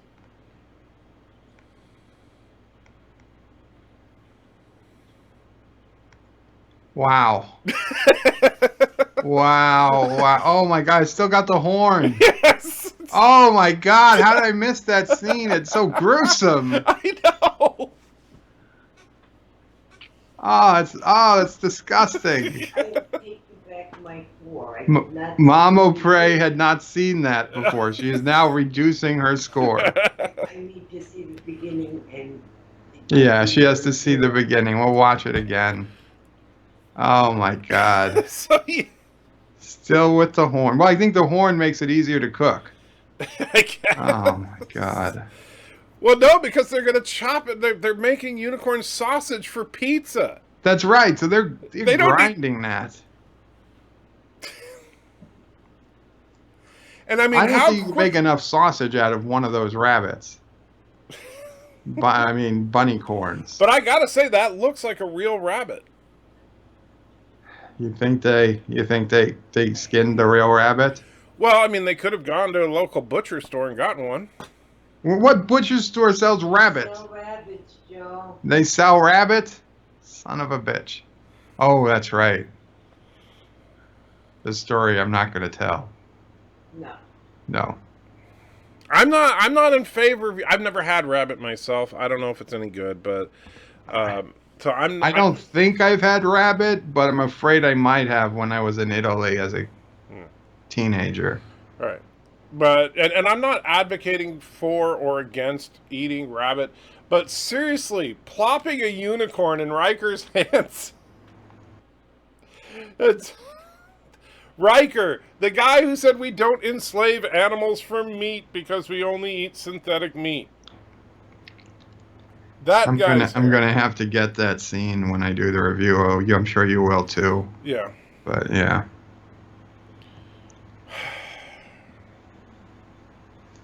That's gonna be my entire review. That's what. I am aware people eat rabbit, Dan. In the United States, I didn't think it was that popular that butchers sold it. Well, I haven't seen one in years, but I'm sure they still do. Yeah, I don't know. I've never, like I said, I've never had it. As far as game meat, I've had, venison and wild pig, but I've never had rabbit. I've had venison and I didn't like it. And I think I had frog's legs once. Yeah, but that's not game meat. That's yeah. Well, not since I've been around. I'm just saying. Nathan's Have you ever had snails? No, I did not. I had foie gras. Oh my God, that was horrible. That was the worst. But what's worse though, from foie gras or rabbit unicorn meat? Well, I haven't had rabbit, especially rabbit unicorn meat. At least not that I can confirm. So I would have to say foie gras was worse. I'll be honest. The meat I had that I thought might have been rabbit wasn't terrible. I just feel bad I ate it. But it was the only food we had. And Yosef reminds me that I have a dog that is trained for fox and rabbit hunts. That's true. And yet, Sisso Prey had rabbits in the house while we had our prior beagle. Yeah. And they seemed to get along just fine.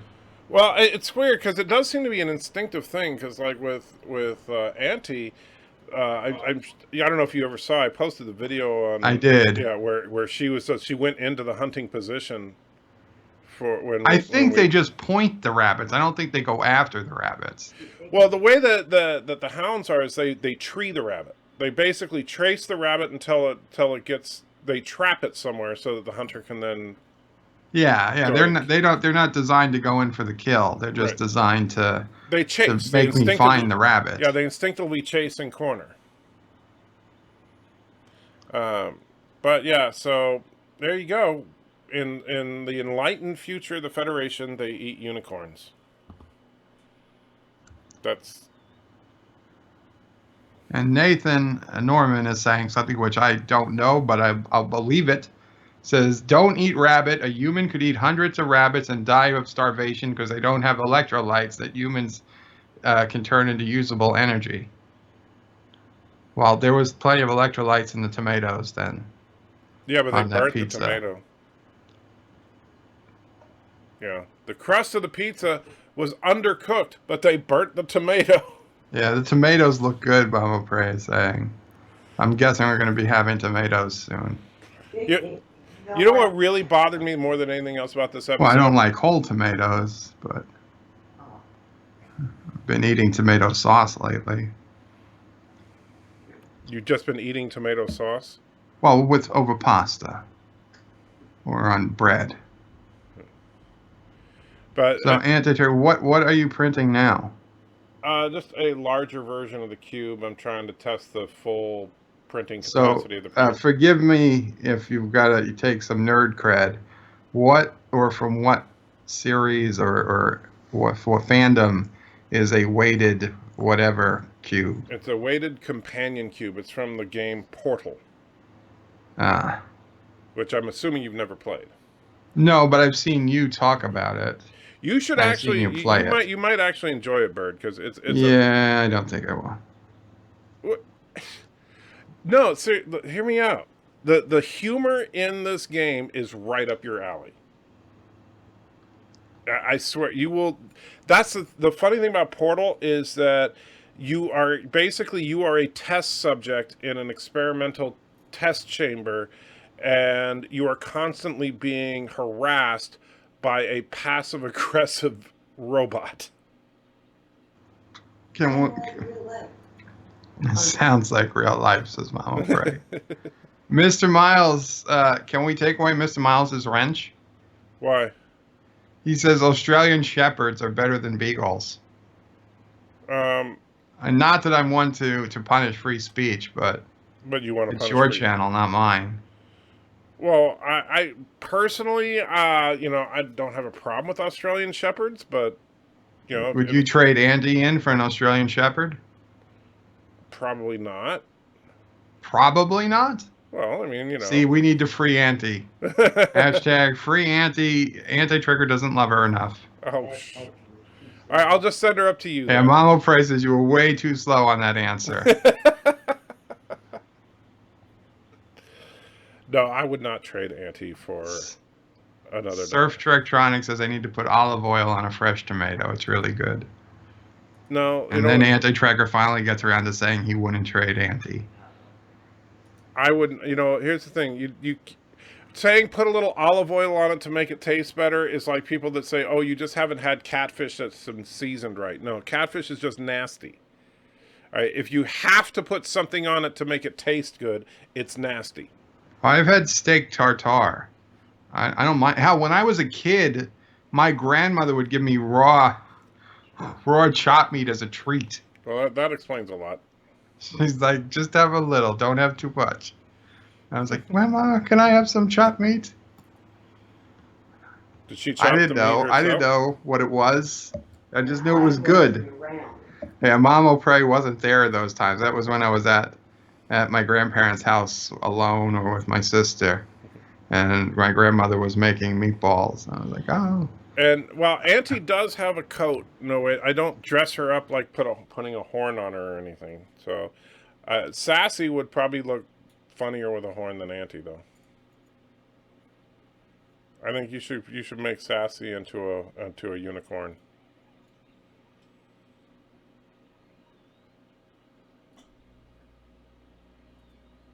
You there, Bird?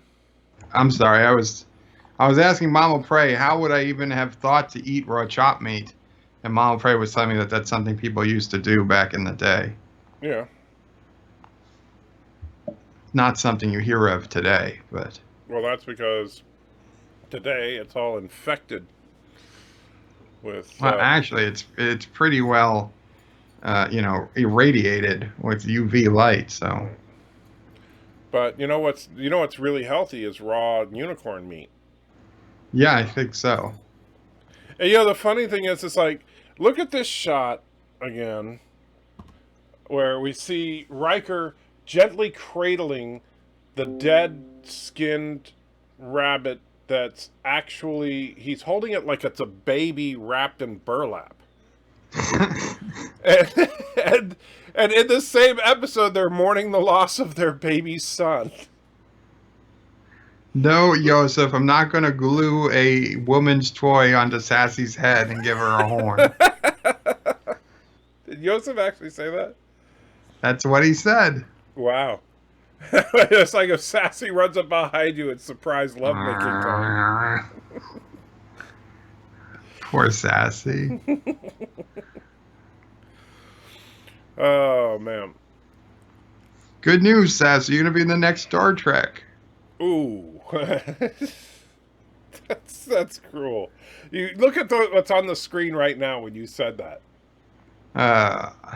Well, that'll be the body double. But yeah, it makes... So I guess... Yeah. And what... it just hurts. So... And Mercer's got some more pictures of Nermal if you want to see. Nermal is a cute cat. I'd say almost all cats are cute cats. Not that I'm a big fan of cats, but I'm not going to deny their cuteness. It's everything that comes along with them that's the problem. Well, cats tend to be dicks, but yeah, Nermal is a cute cat. I like Nermal. I was about to say back to the episode for a second, but then I forgot. Shit. You forgot what? What was I gonna say? You're gonna say you want some unicorn meat, lovingly prepared with burnt tomatoes. No. Troy. And I have to go back and rewatch the upcoming previews where they did for the season, like the trailer and stuff. Mm-hmm. But I remember in the trailer, we saw at least 2 or 3 different outfits on Troy. I think what we saw, I thought she was wearing the same thing the second day as she was the first year. The same blue shirt.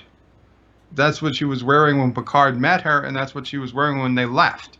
So I was wondering if we see Troy, maybe it's in another occasion, because I thought this was the end. I thought we weren't going to see Riker and Troy again. But we had definitely scenes in the previews where Troy was wearing 2 completely different sets of clothes. So I only remember her wearing the blue in this episode. So if there's not anything other than the blue shirt, then Troy and Riker are back for a second time at some point. And Ralph points out, so in the 24th century, they no longer have plastic wrap, which is why they use burlap. Yeah, well, it makes sense because the plastic would just get in the oceans. Right. And New York City banned the plastic bags as of March 1st, but then a lawsuit put a month delay. But yeah, plastic's going to be illegal come the future. Oh, they've done that already in Portland, Oregon. Oh yeah, I know. California and stuff. Yeah. But and actually, if, I believe that they're now like trying to ban all grocery bags. So you have to basically bring your own reusable bag or carry everything without a bag. Well, they want everybody to carry everything on a bucket on their head. Yeah. Or in burlap, apparently. That's how you're going to go to the meat market and come home with a unicorn wrapped in burlap. Burlap will be a problem. It'll only be hemp. Yeah, Everything will be made of hemp. Well, it'll be burlap made from hemp. Burlap made from hemp vine. There we go. We solved everything. Mr. Miles says we need to invent force field bags. No, just put anti-gravity onto everything and transport it right from the store to your refrigerator. Or you just get your young daughter to go out with a bow and arrow and shoot a venomous killer rabbit unicorn thing and wrap it in burlap. Oh man. That was so disgusting. I can't believe. What, the actual carcass?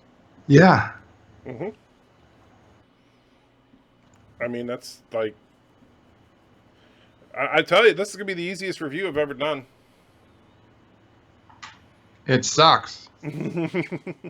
Like from the critic. Yeah, it stinks. Yeah, it stinks. That's it. It stinks. Okay. All right. Well, do you have any closing thoughts on the unicorn death baby? No, I think we've chopped up this episode enough. So I guess we'll wrap it up there. Oh man, thank you guys for hanging out with us. Wow. So I gotta say, this episode, while not the train wreck level of Discovery, this was definitely the low point of the series for me so far. And but the good news is that I can honestly say this is the first episode that I walk away giving it probably a less than a 5 out of 10. Why is that good news? Because that means that all the other episodes were more than a 5 out of 10. Good news, everybody. This episode sucked. Well, good news, the series on balance is still in positive territory. You see what I'm saying? Like, and the series can definitely recover from this. There's nothing in this episode so damaging that they can't recover from it. Joseph says, I'm overly sensitive that his wife was chasing him with a severed chicken head. Village life is awesome. I've cut the heads off of chickens. I've once chased Cisso Prey with a piece of bologna when she was a vegetarian. I will tell you now, and since you grew up in a village, Joseph, you know this. Now, you cut the head off of a chicken, and the body of the chicken will run around for a couple of minutes. Hence the old expression, run around like a chicken with its head cut off. And I used to laugh so much at my sister who would freak out at the headless chicken running around after I cut its head off. So, yeah. And Mercer throws a couple of bucks in and says, did Riker mention the Xindi early on in the episode? I didn't catch it if you did. I didn't hear Riker say anything about the Xindi. Right before he put the shields up? Oh, wait. Well, he said that we were having trouble with an alien race, but I didn't catch what it was. Do you remember that? I thought he said Romulans. Oh, no, the Vincenzi or something. Yeah, I don't think it was Xindi, but I do think it had a similar sound to it. It definitely wasn't Xindi, because I looked at the closed captioning to see what race it was. Okay. See, and that kind of confused me, because I thought the daughter said that she's not a whatever mountain woman or whatever. What did she told Soji at the beginning? You don't have to fear me. I'm not a Yeah, she was just something pretending mountain. to be a badass, but that she had real arrows. Right. I thought it was the same race, but then I thought, oh, that was a fake race made up by the brother. But then Riker said they were having trouble with that race, so I don't know. That's the type of details I looked through in the second viewing. The Christians thought it was the Casinti from TAS, and of course also from Larry Niven's Ringworld. Kazinti. Yeah, the cat people. Oh. They were in. I know who they are now. Yeah. Not the chick. I don't think she's one. She's like a something else. But they had one episode where they found an ancient weapon, and there was a group of cat-like beings that were trying to compete with Kirk and crew to get this ancient alien weapon. And so they had two different cat species on the animated series. Yes, and the Casinti were interesting because they were the first and only crossover with Star Trek and Larry Niven's Ringworld series, and that's because Larry Niven actually wrote that episode. And you probably never heard of Larry Niven of the Ringworld series, but nope. Yeah, it was a classic sci-fi. Ringworld inspired Halo, so if that helps you at all. And yes, the Kilrathi from Wing Commander were based loosely off of them as well, which I used to love that game. And Mert says, yeah, I thought Riker said, Cindy, sue me. Oh, we're not going to sue you over it. That would have been interesting if he had said it, but why would this, it wouldn't make a lot of sense considering the Zindi are just like back in their space doing nothing for hundreds of years, apparently. And Ensign Ricky said Larry Niven also did a 20 Star Trek week comic run. I didn't know he did the comic books. I did not know that. That's very cool. I like his writing, so I'm sure it was good stuff. And so, but thank you, Ensign Ricky, for the couple of bucks. And let's see. Mr. Mouse says it's 18:05 is the timestamp for the. Hi, fine. I was saving it for where it is right now for when I do my review, but that's okay. I'll have to find this spot again. All right, let me hold on just a minute. That's the wrong file. So, and we'll see what the species is. And so, right now we're at about 1930. Alright, and so Mr. Miles says it's at 18:05 that they say it. And we bring the volume up. Alright, you listening, Bird? Not that it's going to matter, you're not going to be able to hear it. Shields up. Perimeter scans to max. We've had a little trouble around here lately with the Xinti. That's true. Yeah, it sounded like he said Xinti. Around here lately with the Xinti. I wonder, and let me see if I turn the closed captioning on. In the closed captioning, I'm 90% sure it started with a K.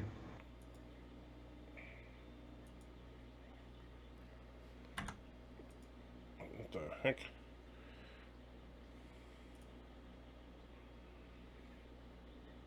Trouble around here lately with the Xinti. Yeah, it did. Dang it. That's true. I'm not. Say again. Hello, Will. Oh. Mute it here so we're not listening to it. And that's funny.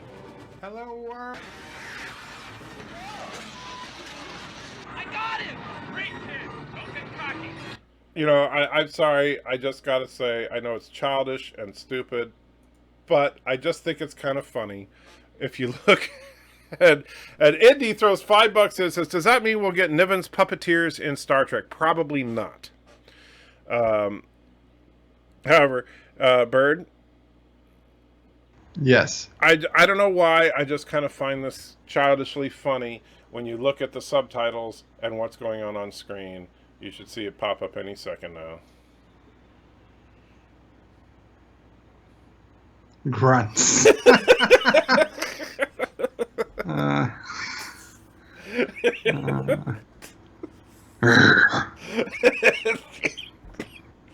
Oh, that one got me. So there we go. A little bromance going on there. All right. All right. All right. Here's the line. There, with the Kazinti. And so I know there's a few second delay for you, but yeah. So that would be the Larry Niven cat people. And thank you. Googling it now. Yeah, good catch. Yeah. So that would be from the animated series episode, The Slaver Weapon, as Ensign Ricky just put into the chat. Pretty good episode, actually. And so, there you go. That's actually an interesting little crossover. And so, right after Riker and Picard grunted together. But shortly before, they bring in the skinned carcass of a unicorn for everybody to savor and enjoy. A lot of cats in the animated series, huh? Well, you got a problem with cats? I do. Well, okay. Normal is a member of the race of Captain Marvel cat. Oh, what were those things called? No, I can't remember. That's not a cat. Yeah, I don't remember. Also a cat race in Lower Decks. Assuming that Lower Decks ever happens, which something we were talking about on Midnight's Edge last night, is are they really just biding their time waiting for the contracts with Secret Hideout to end so that they can get rid of all this garbage that they've set up? I heard Lower Decks is already happening this year. Well, I'm trying to remember. Is Lower Decks the one on Nickelodeon, or is that the other? No, Lower Decks is the one that's on CBS All Access. Right. Yeah. Flurkin. Yes, Flurkin was the other cat race from Captain Marvel. So it'll be interesting to see what happens. And I would expect that they've already animated Lower Decks. You would think, but cheap production. That's true. If you think about it, you can do crappy animation. You can do pretty quickly. I mean, it's amazing what you can do with an army of South Korean children.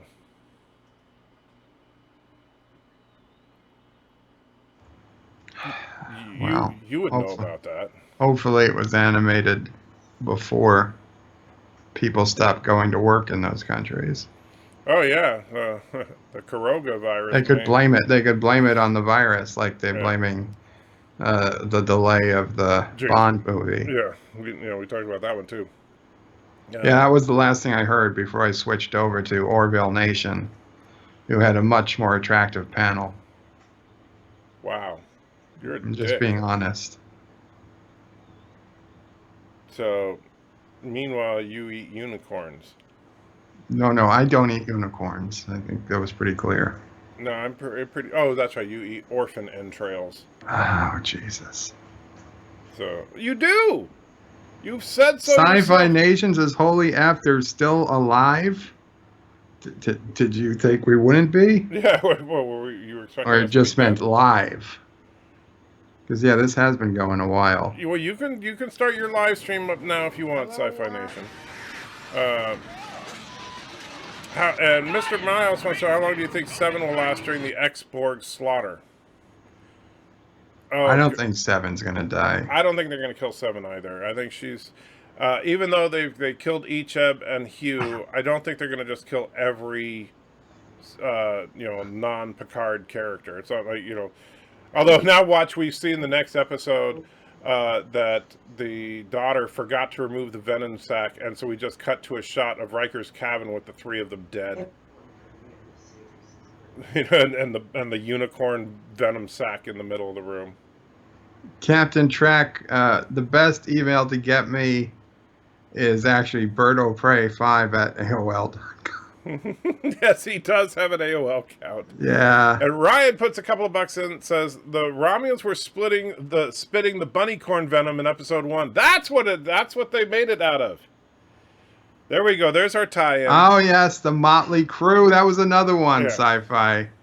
I had it on my watch. Yes, Picard. So Riker says, so what's your crew? Rather motley. It's motley.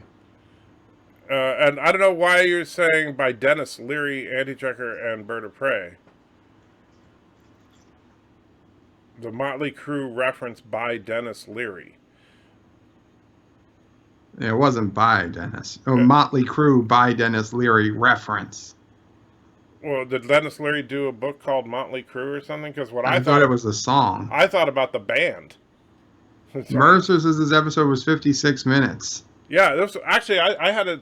Last week's was 54. It says 59, but that's including trailer. Oh wow! Then this is by far the longest episode. Granted, it didn't feel much longer. That's 15 minutes longer than most. Right. No, but that's the thing. The pacing wasn't the problem. It's just that all the problem with this episode is the more you think about it, the more it falls apart. And so, yeah. Sci-Fi Nation says he had a bit regarding them. Well, then I don't know what we're talking about. What, Dennis Leary had a bit about Motley Crue and what, Star Trek? Okay. It should have been the Baku Yes, it should have been the Baku planet. Yeah, we said that right at the beginning. Thing. Yeah, that was the first thing Bird said. That they absolutely, Riker and Troy should have gone to the, it was just called the Baku planet. It didn't really have a name because it was just a planet in the Briar Patch. But yeah, that was stupid. Motley crew is an old English term for an untraditional ship crew. Well, that would make sense that's what it is, quite literally, as far as the crew on Picard. That makes perfect sense. Picard should be going to the Baku planet as soon as this is over. So he should have been there the whole time. So he could be screwing Time Stop Chick? And that his Irrimatic syndrome or whatever won't worsen. Oh no, but you see, it won't work on that. He just wants to go die on Earth. Yes. Because And that poor lady was waiting for him too. She's probably still sitting there waiting. She said, "I'll wait for you." And she hasn't aged, She still looks just as hot as she ever did. Picard could go there and within a few weeks be his young virile self again of 70. And so, no, the rings didn't make it uninhabitable. The rings are what gave everybody magic powers. That's the whole point of that planet. Yeah, brought back Geordi's eyes. Yeah. And I'm pretty sure, if it could cure Geordi's eyes, I'm pretty sure it could cure... And everybody else was, de-aging and stuff. I remember Worf was getting pimples. Yeah. Everybody... And, Riker got horny again. Hornier. Yeah. Troy got and don't forget Troy and Beverly. Yeah. They got perky. Yeah. So, who wouldn't move to that? I'd move to that planet right now if it were real. And Mr. Miles says, again? Not sure. Again what? And so, yeah. That's like the, and I get it. The funny thing is they keep making reference back to Data's sacrifice. They've mentioned it 8,000 times in this series. And I get it. That's a major plot point of the series. You said Riker got horny again. I was questioning if he ever stopped. Well, yeah, he stopped. He stopped trying to screw Troy in First Contact. Because he was okay with her hanging out with Cochrane.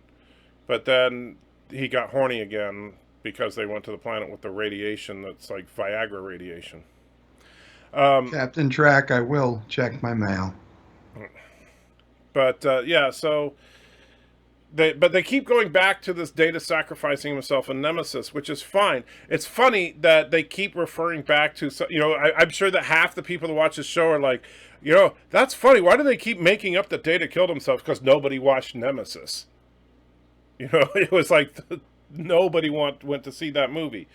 So, but they keep making reference to it, and yet nobody's talking about the Baku planet when they have a child that's got this illness that has, that should be able to be treated but can't because quantum, and Picard has his illness that can't be treated because quantum, and there's a magic freaking planet that you could all go to that you've all been to before that would fix everything. But, yeah, it's just quantum.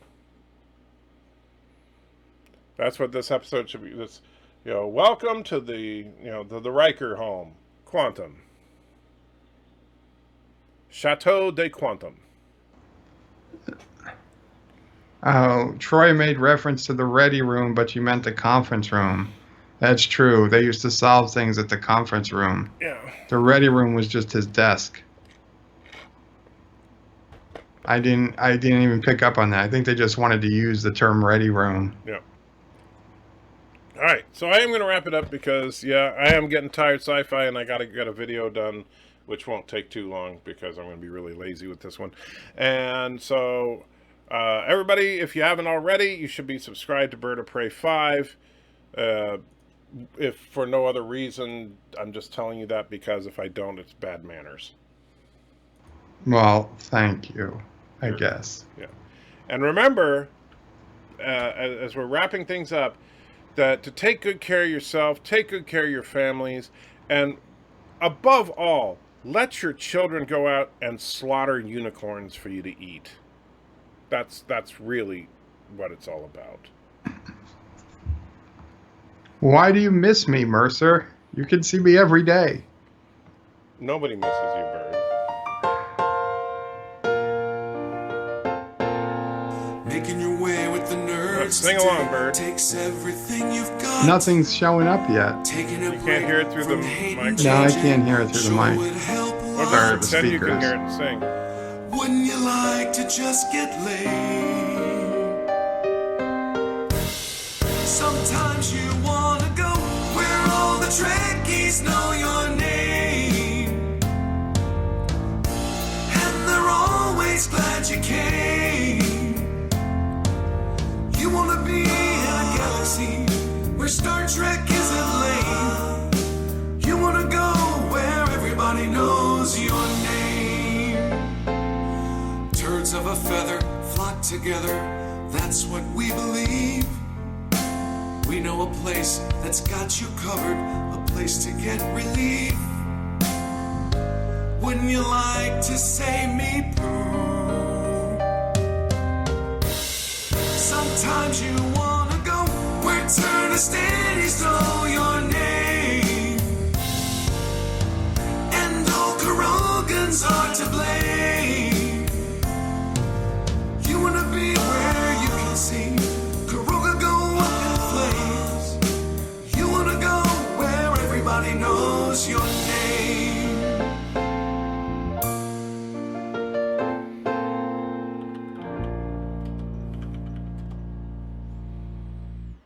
You son of a bitch, anti-tracker!